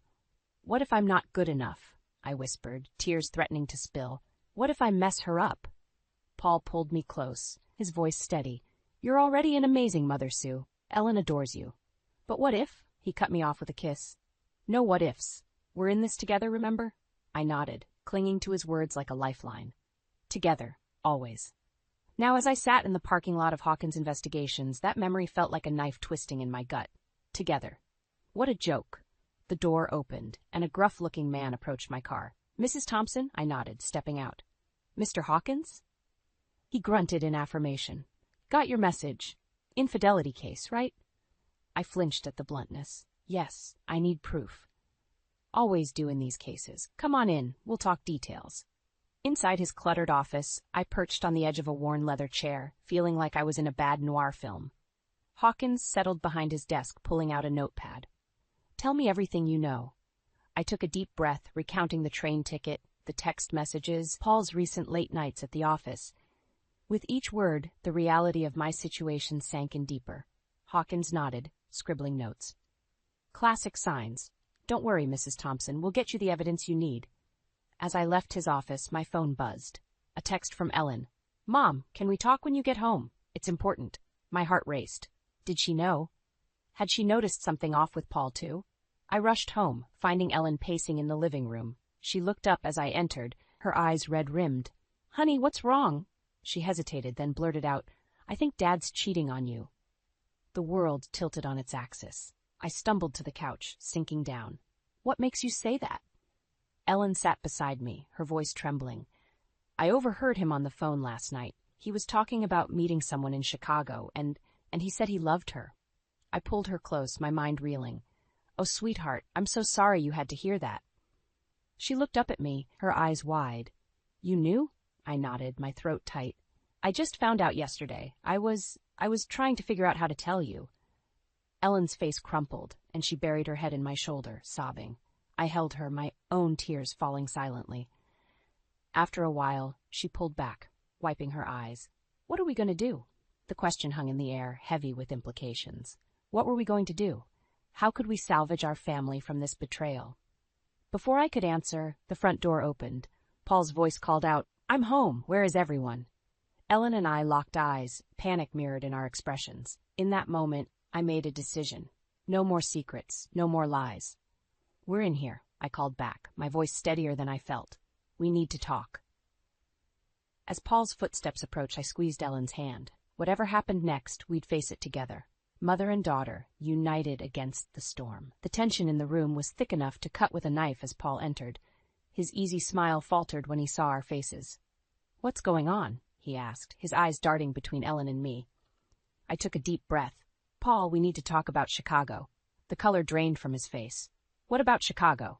Ellen stood up, her voice trembling but determined. We know, Dad. We know about her. Paul's facade crumbled. He sank into a chair, head in his hands. I can explain. Save it. I snapped, years of pent-up frustration bubbling to the surface. How long, Paul? How long have you been lying to us? He looked up, his eyes pleading. It's not what you think. Marion is just... Marion, Ellen interrupted, her voice cracking. You're on a first-name basis with your mistress? Paul flinched as if he'd been slapped. Ellen, honey, please. Don't honey me, she spat. I trusted you. We both did. I placed a hand on Ellen's shoulder, steadying her. We want the truth, Paul. All of it. What followed was a painful confession. Marion was a colleague, a friendship that had turned into something more. It had been going on for months. Each word was like a dagger to my heart. I never meant for this to happen, Paul finished lamely. I laughed bitterly. But it did happen, Paul, and on Ellen's graduation day of all times. Ellen's head snapped up. What? I hesitated, realizing my mistake too late. The Chicago trip? It's scheduled for your graduation day. The look of betrayal on Ellen's face was devastating. She turned to Paul, her voice barely above a whisper. You were going to miss my graduation for her? Paul reached out, but Ellen recoiled. I'm sorry, Save it, she said, echoing my earlier words. I'm going to Jess's. Before either of us could stop her, Ellen stormed out, the front door slamming behind her. I rounded on Paul. Are you happy now? Is this what you wanted? He slumped further into his chair. Of course not. I love you both. I got lost. Lost? I scoffed. You're a grown man, Paul, not a toddler in a supermarket. You made choices that hurt your family. Paul nodded, defeated. What happens now? I stood up, suddenly feeling every one of my years. Now I'm going to find our daughter, and when I get back, I expect you to be gone. Gone? Paul's head shot up. You're kicking me out? Consider it a trial separation, I said, my voice cold. I need time to think, and Ellen needs space. You owe us that much. As I grabbed my keys and headed for the door, Paul called out, Susan, wait. I'm sorry. I'll do anything to fix this. I paused, my hand on the doorknob. Without turning, I said, Sometimes, Paul, sorry isn't enough. The drive to Jess's house was a blur. My mind raced with everything that had happened. How had we gotten here? When did our happy family start to crumble? I pulled up to the curb, spotting Ellen sitting on the front steps. She looked up as I approached, her eyes red and puffy. Hey, I said softly, sitting beside her. Hey, she mumbled back. We sat in silence for a moment, the weight of the day pressing down on us. Finally, Ellen spoke. What are we going to do, Mom? I wrapped an arm around her shoulders. I don't know, sweetheart, but we'll figure it out together. She leaned into me, her voice small. I hate him. No, you don't, I said gently. You're hurt and angry, and that's okay. But hate will only hurt you in the long run. Ellen nodded, sniffling. I just want things to go back to normal. I kissed the top of her head, my heart breaking for her. I know, baby. Me too. As we sat there, the sun setting behind us, I realized that normal was a thing of the past. Our lives had been irrevocably changed. But looking at Ellen, I knew one thing for certain. Whatever came next, we'd face it as a team. Come on, I said, standing up. Let's go home. Ellen hesitated. Is he still there? I shook my head. No, it's just us now. She took my hand, squeezing it tight. Okay, let's go home. As we walked to the car, I felt a mix of emotions, anger, sadness, fear, but underneath it all, a small spark of hope. We'd weathered this storm. Whatever came next, we'd weather that too, together. The days following Paul's departure blurred together in a haze of sleepless nights and tense conversations. Ellen retreated further into herself, barely leaving her room except for school. I threw myself into work, desperate for any distraction from the gaping hole in our lives. It was a Wednesday afternoon when I finally dragged myself home early, determined to connect with Ellen. The house was quiet as I entered, but I heard muffled voices coming from upstairs. My heart leapt. Was Ellen finally talking to a friend? As I climbed the stairs, the voices grew clearer. One was definitely Ellen's, but the other... My blood ran cold. Paul. I burst into Ellen's room without knocking. They both jumped, guilty expressions on their faces. Paul was perched on the edge of Ellen's bed, while she sat cross-legged, clutching a pillow to her chest. What the hell is going on here? I demanded, my voice shaking with anger. Paul stood up, hands raised placatingly. Susan, please. I was just talking to Ellen about... About what? I interrupted. About how you betrayed our family? About how you were planning to abandon your daughter on her graduation day? Ellen flinched at my words, and I immediately regretted my harshness. But the sight of Paul in our home, acting like nothing had changed, ignited a fury I couldn't contain. Mom, Ellen said softly, Dad was just... No, I cut her off. Whatever he was just doing, it stops now. Paul, get out. He hesitated, looking between Ellen and me. Susan, we need to talk about this, as a family. I laughed bitterly. Family? You gave up that right when you decided to start a new one with Marion. Paul's face paled. How did you? It doesn't matter how I know. I snapped. What matters is that you're here, in our home, trying to manipulate our daughter. I'm not manipulating anyone, Paul protested. Ellen called me. She wanted to talk. I turned to Ellen, hurt and betrayal washing over me. Is that true? She nodded, not meeting my eyes. I wanted to understand why. My anger deflated, replaced by a deep, aching sadness. Oh, honey, I'm so sorry. Paul took a step towards me. Susan, please, let's sit down and talk about this rationally. Something in me snapped. Rationally? You want to talk rationally about how you destroyed our family? About how you lied and cheated and... I stopped abruptly as a wave of dizziness washed over me. The room spun, and I grabbed the doorframe for support. Mom? Ellen's voice sounded far away. Are you okay? I tried to answer, but the words wouldn't come. The last thing I saw was Paul and Ellen's panicked faces as the world went black. I woke up in a hospital bed, the steady beep of monitors filling the room. Ellen was curled up in a chair beside me, her face tear-stained even in sleep. Paul was nowhere to be seen. A nurse entered, smiling when she saw I was awake. Welcome back, Mrs. Thompson. How are you feeling? What happened? I croaked, my throat dry. You fainted, she explained gently. Your blood pressure was dangerously high. The doctor wants to run some tests, but it seems the stress of your situation may have contributed. I closed my eyes, shame washing over me. I'd let Paul's betrayal consume me so completely that I'd neglected my own health, and worse, I'd scared Ellen. As if on cue, Ellen stirred, her eyes widening when she saw me awake. Mom, you're okay. She threw herself into my arms, and I held her tight, breathing in the familiar scent of her shampoo. I'm so sorry, sweetheart. I'm okay now. Ellen pulled back, wiping her eyes. Dad's in the waiting room. He's been here all night. I tensed, torn between gratitude for his concern and anger at his presence. But looking at Ellen's hopeful face, I realized I had a choice to make. I could let my bitterness towards Paul poison our family further, or I could find a way to move forward, for Ellen's sake and for my own. Taking a deep breath, I squeezed Ellen's hand. "Can you ask him to come in? I think it's time we all talked." As Ellen nodded and hurried out, I steeled myself for the conversation ahead. Whatever happened next, one thing was clear. Things couldn't go on as they had been. It was time for a change, and I was ready to face it head on. The hospital room felt suffocating as Paul entered, his face a mask of concern and guilt. Ellen squeezed my hand before slipping out, leaving us alone. "Susan," Paul began, his voice cracking, "I'm so sorry. I never meant for any of this to happen." I held up a hand, silencing him. "Save it, Paul. I didn't ask you here for apologies." He nodded, sinking into the chair Ellen had vacated. "Then why?" I took a deep breath, steeling myself. "I need to know everything. No more lies, no more half-truths. I deserve that much." Paul's shoulders slumped. "You're right. You do." What followed was a painful confession that shook me to my core. Marion wasn't just a fling. They'd been seeing each other for over a year. They'd met at a conference in Chicago and had been carrying on their affair ever since. "We never meant to fall in love," Paul said, his eyes pleading for understanding. The word love hit me like a physical blow. "Love?" I spat. "You destroy our family and call it love?" Paul flinched. "I know it's not fair. I know I've hurt you both terribly, but I can't change how I feel." I closed my eyes, fighting back tears. "And Ellen's graduation? You were really going to miss that for her?" He had the decency to look ashamed.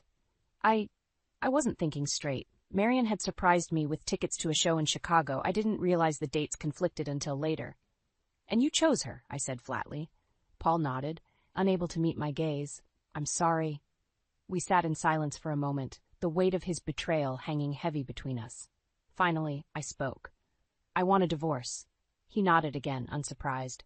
"I understand. I'll give you whatever you want. The house, full custody of Ellen." "Ellen isn't a bargaining chip," I snapped. "She's our daughter. Or have you forgotten that in your new life with Marion?" Paul's face crumpled. "Of course not. I love Ellen more than anything. I don't know how to fix this." "You can't fix it, Paul," I said, my voice softening despite myself. "Some things, once broken, can't be put back together." As if on cue, there was a knock at the door. Ellen peeked in, her face anxious. "Is everything okay?" I forced a smile. "Come in, sweetheart. We were just talking." Ellen entered hesitantly, looking between us. "About what?" Paul and I exchanged a glance. It was time for the hardest conversation of all. "Honey," I began gently, "your father and I have decided to get a divorce." Ellen's face fell, but she didn't look surprised. "Because of Marion?" Paul started. "You know about Marion?" She nodded, her voice small. "I overheard you on the phone once. I didn't want to believe it, but—" My heart broke for her. "Oh, Ellen, I'm so sorry you've been carrying this alone." She shrugged, trying to appear nonchalant despite the tears in her eyes. "It's okay. I kind of figured this was coming." Paul reached out to her, but she stepped back. "Ellen, please. I know I've messed up, but I still love you. That will never change." Ellen's face hardened. "If you loved us, you wouldn't have done this." The room fell silent, the weight of her words hanging in the air. I realized then that it wasn't just my marriage that was broken. Paul's relationship with Ellen might be irreparably damaged too. As I watched them, father and daughter, unable to bridge the chasm between them, I knew I had to make a decision, not just for myself, but for Ellen. We couldn't go on like this, trapped in a limbo of hurt and resentment. "Paul," I said, my voice steady despite the turmoil inside me, "I think it's best if you move out, permanently." He nodded, resigned. "I understand. I'll start looking for a place tomorrow." Ellen's shoulders relaxed slightly, and I knew I'd made the right choice. As Paul left the room, promising to visit again soon, I pulled Ellen close. "We're going to be okay," I whispered, hoping I sounded more confident than I felt. "It's just you and me now, kid. We'll figure this out together." As Ellen clung to me, I silently vowed to do whatever it took to protect her and rebuild our lives. The road ahead would be difficult, but we'd face it as a team. Mother and daughter, against the world. The days after my hospital stay passed in a blur of legal meetings and hushed conversations. Paul moved out quietly, leaving behind a house full of memories and a daughter who refused to speak to him. I threw myself into work and caring for Ellen, desperate to maintain some semblance of normalcy. It was a rainy Tuesday when everything came to a head. I was in my home office, poring over divorce papers, when I heard the front door slam. Ellen's footsteps thundered up the stairs, followed by the sound of her bedroom door slamming shut. Alarmed, I rushed to check on her. "Ellen, honey, what's wrong?" No response. I knocked gently. "Ellen, please, talk to me." The door flew open, revealing Ellen's tear-stained face. "I saw them," and she choked out. My heart sank. "Saw who?" "Dad and her, Marion." Ellen spat the name like a curse.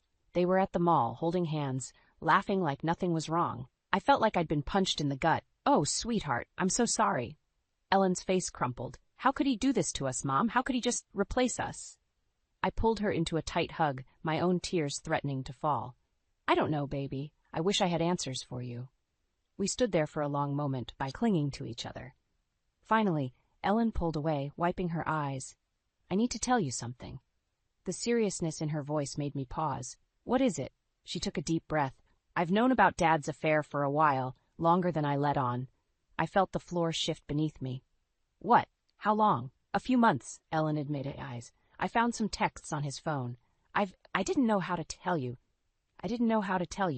My mind reeled. All those times Ellen had been distant, locked away in her room. She'd been carrying this burden alone. "Oh, Ellen," I breathed. "Why didn't you say something?" She shrugged, looking small and vulnerable. "I thought if I ignored it, maybe it would go away. Maybe Dad would realize what he was risking and stop." My heart broke for her. "Sweetheart, this isn't your fault. None of this is your responsibility." Ellen's eyes flashed with sudden anger. "But it is. I'm the reason you stayed with him for so long. If I hadn't been here, you could have left years ago." I grabbed her shoulders, forcing her to look at me. "Listen to me, Ellen. You are the best thing that ever happened to me. You're not the reason I stayed. You're the reason I found the strength to leave." She blinked, surprised. "Really?" I nodded, cupping her face in my hands. "Really, you and me, we're a team. No matter what happens with your dad, that will never change." Ellen's lip trembled. "Promise?" "I promise," I said firmly. "Now, how about we order some pizza and have a movie night? Just the two of us?" For the first time in weeks, Ellen smiled. "Can we get extra cheese?" I laughed, feeling a weight lift from my shoulders. "Extra cheese it is!" As we settled onto the couch, surrounded by comfort food and cheesy rom-coms, I felt a surge of determination. We'd been through hell, but we'd come out stronger. Whatever challenges lay ahead, we'd face them together. Just as the movie was reaching its climax, my phone buzzed. A text from Paul. "We need to talk. It's important." I stared at the screen, my stomach churning. What now? Haven't we been through enough? Ellen noticed my expression. "What's wrong?" I hesitated, then showed her the text. Her face hardened. "Are you going to meet him?" I took a deep breath, weighing my options. On one hand, I was done with Paul's drama. On the other, if it was truly important. "What do you think I should do?" I asked Ellen, realizing in that moment that her opinion mattered more than anyone else's. She thought for a moment, then squared her shoulders. "I think we should hear him out, together." I nodded, feeling a mix of pride and apprehension. "Okay, together it is." As I typed out a response to Paul, I couldn't shake the feeling that we were standing on the edge of something big. Whatever news he had, whatever challenges lay ahead, one thing was certain. Ellen and I would face it as a united front. The real test of our strength was about to begin. The coffee shop buzzed with quiet conversation, but I barely noticed. My eyes were fixed on the door, waiting for Paul to arrive. Ellen sat beside me, her hand clasped tightly in mine. "We can still leave," I whispered, giving her one last chance to back out. She shook her head, jaw set. "No. We need to hear what he has to say." The bell above the door chimed, and Paul walked in. My breath caught in my throat. He looked different. Tired, yes, but there was something else. A nervousness I'd never seen in him before. He spotted us and made his way over, hesitating before sitting down. "Thank you for meeting me, both of you." Ellen remained silent, her grip on my hand tightening. "What's this about, Paul?" I asked, cutting to the chase. He took a deep breath. "Marion's pregnant." The words hit me like a physical blow. Ellen gasped beside me, her free hand flying to her mouth. How far along?" I managed to choke out. 3 months, Paul said, his eyes pleading for understanding. I only found out last week. I wanted to tell you both in person. Ellen's voice was barely above a whisper. You're going to have another baby? Paul nodded, his eyes filling with tears. I know this changes everything. I'm so sorry. I felt numb, my mind racing. A baby. Paul and Marion were having a baby. Ellen would have a half-sibling. The family I thought we had was shattering even further. What does this mean for us? I asked, my voice steadier than I felt. For the divorce? Paul ran a hand through his hair. I don't know. Marion wants me to move in with her, to be there for the baby. Ellen stood up abruptly, her chair scraping against the floor. I can't do this, she choked out before running towards the restroom. I started to follow, but Paul caught my arm. Susan, wait, there's more. I turned back, anger flaring. What more could there possibly be? He swallowed hard. Marion's job is transferring her to New York. She wants me to go with her. The world tilted on its axis. New York? You're moving across the country? Paul nodded, looking miserable. I haven't decided yet. I don't want to leave Ellen, but you have a new family now, I finished bitterly. He flinched. It's not like that. I love Ellen. I love you both. I don't know what to do. I laughed humorlessly. That seems to be a recurring theme with you, Paul. Before he could respond, Ellen returned, her eyes red-rimmed but her face set in determination. I heard everything, she said, her voice surprisingly calm, and I've made a decision. We both turned to her, surprised. I want to live with Mom full-time, Ellen continued. No shared custody, no visitation. I don't want to see you anymore, Dad. Paul's face crumpled. Ellen, please, I know I've messed up. But, no, Ellen cut him off. You made your choice. Now I'm making mine. I felt a surge of pride mixed with heartbreak. My little girl so strong in the face of such pain. Paul looked at me, desperation in his eyes. Susan, please, talk to her. I shook my head. This is Ellen's decision. I support her completely. He slumped in his chair, defeated. What happens now? I stood up, pulling Ellen close. Now, we finish the divorce. You go to New York with Marion and your new baby. And Ellen and we move on. As we walked out of the coffee shop, leaving Paul behind, I felt a strange mix of emotions. Anger, sadness, but also relief. The uncertainty was over. We had a clear path forward. Ellen squeezed my hand. Are we going to be okay, Mom? I looked down at her, this brave, resilient girl who had become the center of my world. Yes, sweetheart. We're going to be more than okay. As we stepped out into the sunlight, I felt a weight lift from my shoulders. The road ahead wouldn't be easy, but we'd face it together. Mother and daughter against the world. The real journey was just beginning. The morning of Ellen's graduation dawned bright and clear, a stark contrast to the turmoil of the past few months. As I helped Ellen into her gown, I couldn't help but marvel at the young woman she'd become. You ready for this? I asked, smoothing down her collar. She nodded, a mix of excitement and nervousness in her eyes. As ready as I'll ever be. We'd moved into our new apartment just a week ago, boxes still scattered around. It was smaller than our old house, but it felt like home. Our home. As we drove to the school, Ellen fidgeted with her cap. Do you think Dad will show up? I gripped the steering wheel tighter. I don't know, honey, but whatever happens, I'm here. The auditorium was packed when we arrived. I spotted Paul almost immediately, standing awkwardly near the back. Our eyes met, and he gave a hesitant wave. Ellen tensed beside me. You don't have to talk to him if you don't want to, I whispered. She squared her shoulders. No, I think I need to. I watched as Ellen approached Paul. They spoke briefly, Paul's face a mix of regret and pride. When Ellen returned, her eyes were dry but determined. Everything okay? I asked. She nodded. Yeah, I told him I'm glad he came, but that doesn't change anything. Pride swelled in my chest, my brave, resilient girl. As the ceremony began, I found myself reflecting on our journey. The pain, the betrayal, the uncertainty. It had all led us here, to this moment of triumph and new beginnings. When Ellen's name was called, I cheered louder than anyone. Our eyes met as she crossed the stage, and in that moment I knew we'd be okay.